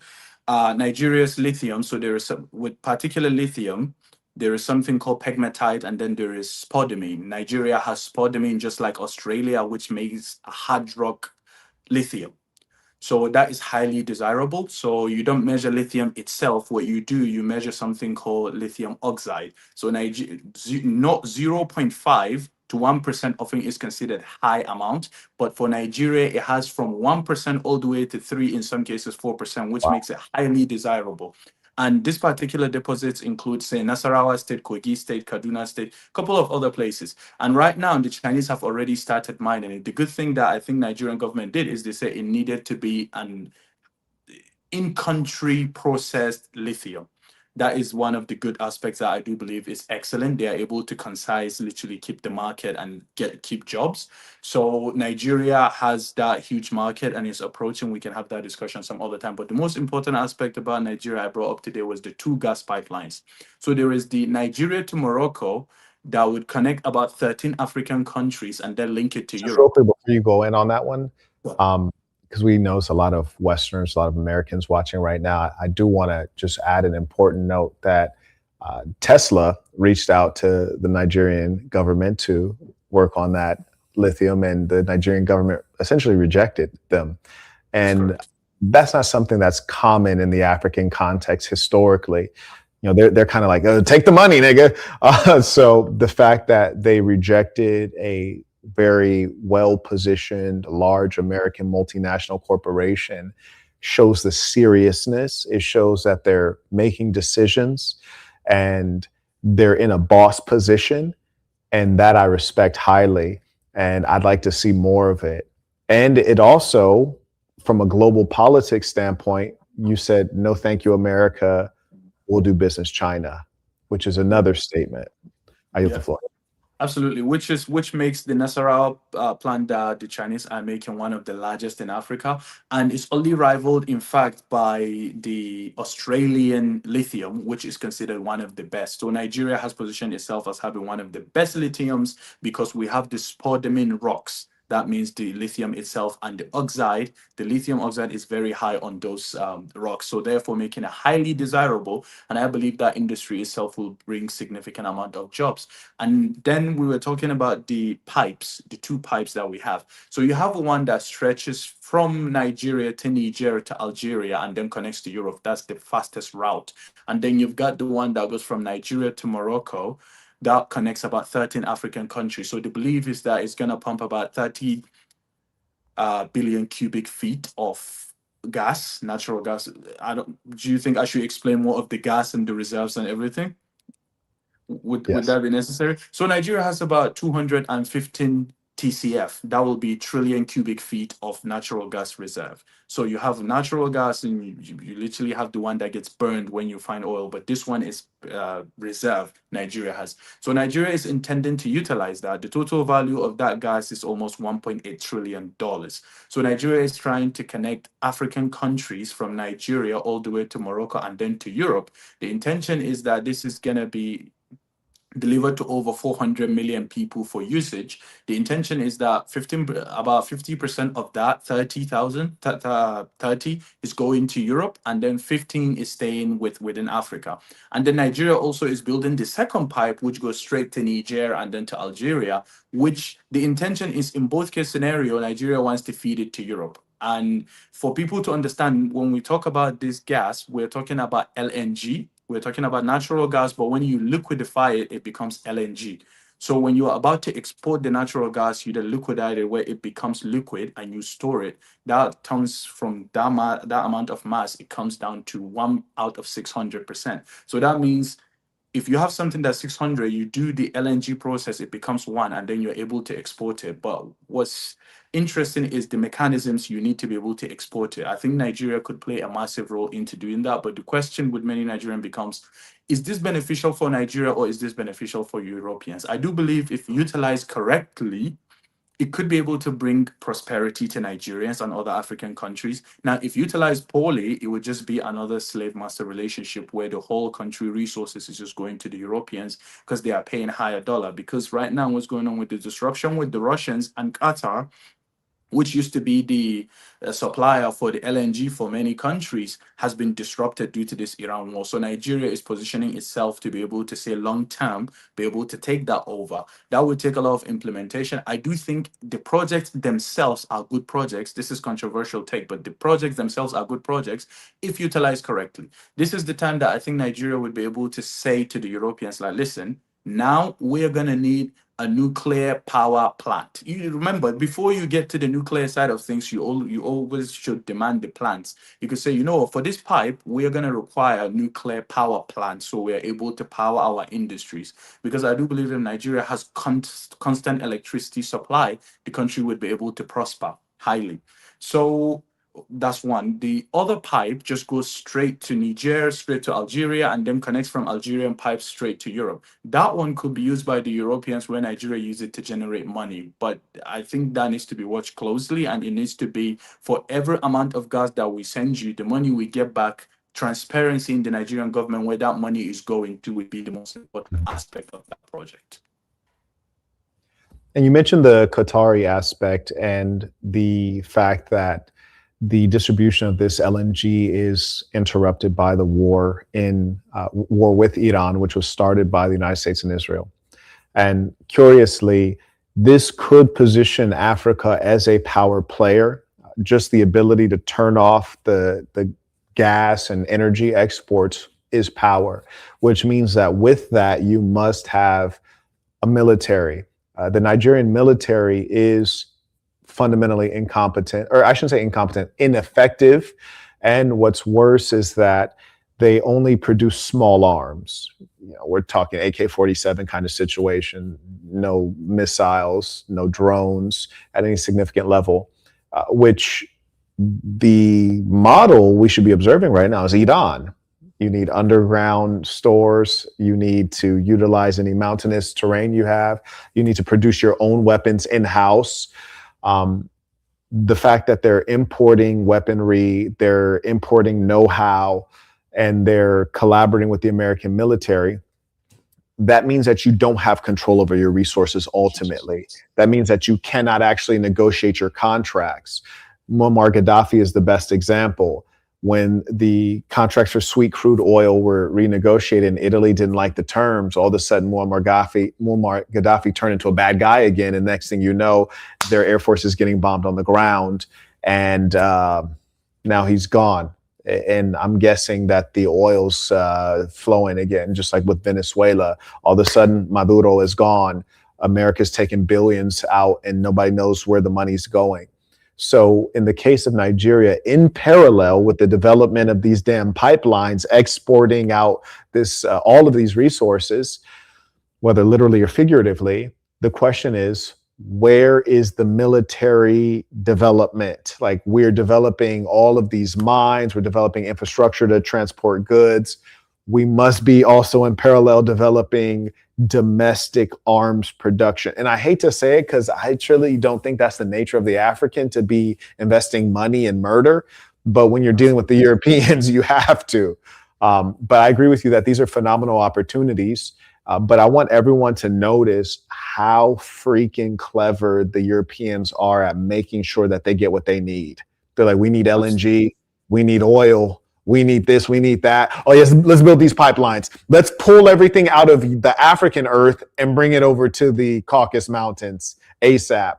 And it's impressive, it's concerning, but you're right that you got to do business. And the question is, will the Africans be smart enough to carry a sword in the other hand while they shake the hand of the European? Absolutely, Saint. And also, before I address that point, let me let you guys know also there is a second refinery coming in Nigeria that's massive, that's been built by the second richest man, Alhaji Abdul Samad Rabiu. He's building another very, very large refinery in Nigeria. So the issue of fertilizer and refinery would soon become broader with the country of Nigeria. Now, to look at that scenario has to go back to somebody that I referenced once in our live, Saint, and I got so much conversation from people because he is the most controversial Nigerian figure, Sani Abacha. Many people were going in like, oh, I can't believe Sani supports. Okay, let's talk about why I support this guy. First of all, look at when he inherited the Nigerian economy, right? Look at the percentages. When he inherited the economy, look at what he did. Let's talk about pure numbers, right? When he inherited Nigerian economy, 200 million something, and look at when he left, it was in the billions. Foreign reserves, I'm talking one. Secondly, he was the only reason why Nigeria got sanctioned at that time too. Thirdly, he was in bed with the, guess who? North Koreans. In fact, he was in the process of buying missiles. Look at Abacha 2010 vision so you can understand what he did. And in fact, just recently, it got brought up the fact that he was in bed with the North Koreans. And one of the people that Gaddafi has significant amount of respect for, because in the 90s, Abacha hosted him in his own state, in Kano state. And when the UN says, hey, when the Libya embargo, they say, well, you need to arrest him. He said, nah, he's here for a religious visit. And when he died, Gaddafi himself said, oh, I've lost a friend. He has significant amount of respect for him because he was willing to do what is necessary. So for people to understand why I respect the man, I'm not saying he's a good man entirely, but what I'm saying is he was capable and efficient. That's what people need to understand. He would have been able to get Nigeria to set to a better position in terms of his ruthlessness and how he's capable of getting things done. So if we're talking about military wise, we need military alliance with some of the rogue nations that the West does not like. Maybe North Mm. Korea, maybe in fact right now another global superpower just emerged, which is Iran, and then the Russians. We need to be able to have significant amount of technology. The Chinese, the Russians, the North Koreans. You need somebody that is away from the Westerners that would be able to then give you weapons, develop your in-house manufacturing capability for weapons for you to be able to properly defend yourself. Because if you do have this LNG pipe and it's making money, you think you can just decide to turn it off without you having air forces arriving in Nigeria? Think about it. 100%. And I think the way that the Westerners embed themselves is using dishonesty. They'll say that the Christians are being attacked in Nigeria, then the Americans send and bomb Nigeria, which, mind you, is an act of war. Uh, and they'll say, "Oh, you guys can't control your Islamic terrorists, so we're going to send in, this group."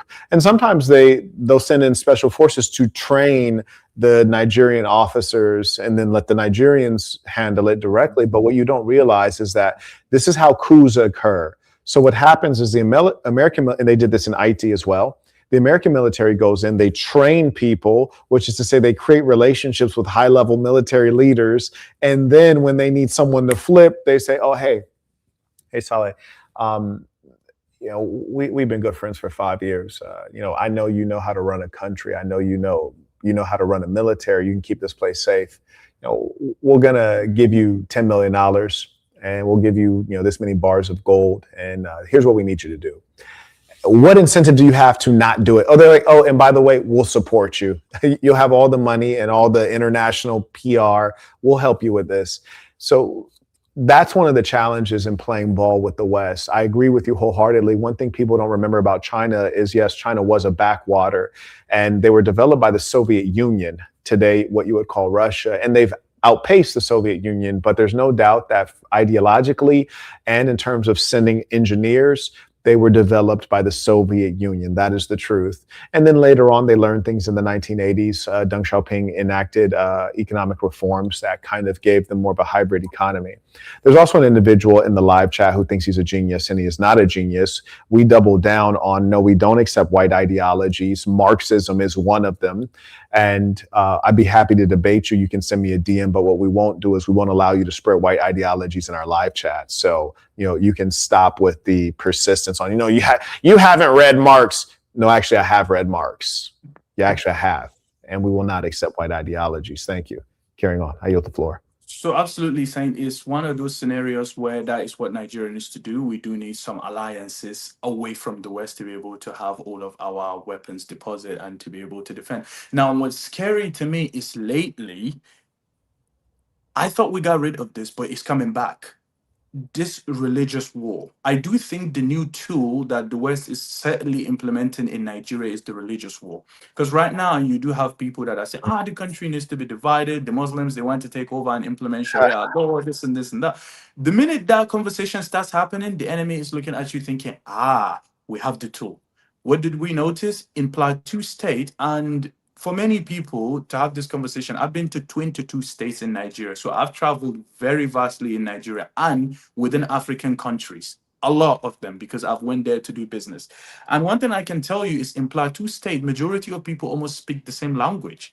But what's shocking is that when it's time to fight, in fact, this person knows you're a Muslim, this person knows you're a Christian. When it's time to fight, they know how to find and off each other, which is shocking. Rather than Mr. Trump is on his Twitter saying, this is happening in Nigeria. Are you serious? You expect Trump to know more about what's happening to you than the person living next door to you? So for me, when it comes down to this situation, we need to get rid of the ideological part of religion that people want to do, and we should focus on the development as Nigerians or as Africans. I think it's important, it's very imperative that we look at it as you're not a Muslim, I'm a Christian, I'm not no. We look at it as we are Nigerians, we have a problem, we need to fix it. What problem does Nigeria have? Electricity. Whether you're Christian or Muslim, electricity affects you. Whether you're Muslim or Christian, lack of good water affects you. Whether you're Muslim or Christian, lack of good roads and security affects you. So we need to look at these things and come to a conclusion that we need to fight it head on rather than letting other people divide us religiously, because this religious division is not going to lead us anywhere. Let's say we give you a Christian nation, everybody is Christian, all of a sudden you're going to develop, like, think about it. Or you all of a sudden you're a Muslim nation, you think you're going to develop. Like, that's why we need to come together. If you're an engineer and if you're, for example, say you're an electrical engineer, you're a Christian, I'm a civil engineer, I'm a Muslim, it has nothing to do with our religion and more to do with our expert and technical skills. If we can get to work, let's make it happen. So this whole concept right now that they're deploying, that is ruining the country with the division between the Muslim and Christian, I unfortunately see it spiraling out of control unless the government do the needful. If they were to do the needful, which means they need to start every person that's aggressive, be it you are a northerner, you're a Muslim northerner, you are from the South and you're a Christian and you are advocating for these aggressive religious methods, I do think the government needs to take you and handle you like the Chinese does. We do need that level of aggressiveness. So for many people that don't understand, with the Chinese, if you get out of control, you just disappear. And it doesn't matter what level you're at. You could be a peasant to a government, be in the Politburo, you'd be Jack Ma. You'd be a billionaire. Absolutely. Yeah. Absolutely. And to go on saying, go on. Oh, sure. I was just gonna say one last thing about corruption. We were speaking about corruption earlier. I was speaking to a friend of mine that's a Chinese individual, very wealthy individual, and I said to him, "How do you guys combat corruption?" He said one word that terrified me. I don't know if I should say it on YouTube, but he just said, "I go, what do you mean?" He goes, "The minute we find you're corrupted," he said, we view you taking money as if you are taking livelihood from other people. So if you were to get into a power position and steal from the people, we will off you, because that would send a dangerous precedent to many people that, listen, this is not something you should engage. And I think we do need that in Africa, because if we're being honest, majority of our politicians are literally recycled. Some of them have been to jail and came back into office again, which is shocking. No comment. Shout to yeah, especially Americans. Shout to Vakus. He writes, "Peace to Saints Tuition. I appreciate you." And shout to my good shout to the good peoples of South Africa. I also acknowledge Iram. She writes, "Assalamu alaikum. I pray you and your family are well, inshallah." Iram, I appreciate you. Wa alaikum assalam. And shout to all the good people supporting our work. Folks, I got to go. I trust Saleh has some business to take care of. It's been a pleasure, and God willing, we get to continue to do this, and we really need to put out the products, because people, I don't mean literal products that you pay for, I mean like material that are reference points that take some of the things we've discussed and give you an easy place to find the information so that you can execute it. So one thing I do want to do is to make a post, and I want a full list of areas of study that we recommend to the Black peoples of the earth. Practical things. So we're going to create 2 lists, and we'll make it searchable. I'll put it on the website. I'll make it public and free. We want you to be able to search up any area of study, trade or university, and we'll say yes or no. So you can pop in your query and it'll say, yes, you should study this. Or you pop in and it should say, no, you're going to be broke. Because we have too many Black people who are studying English, Arabic. Like, why? They're studying sociology, African studies, and all of this crap. It's rubbish. Sociology, rubbish. So we do want to get that should be our first project. Anyways, any parting words?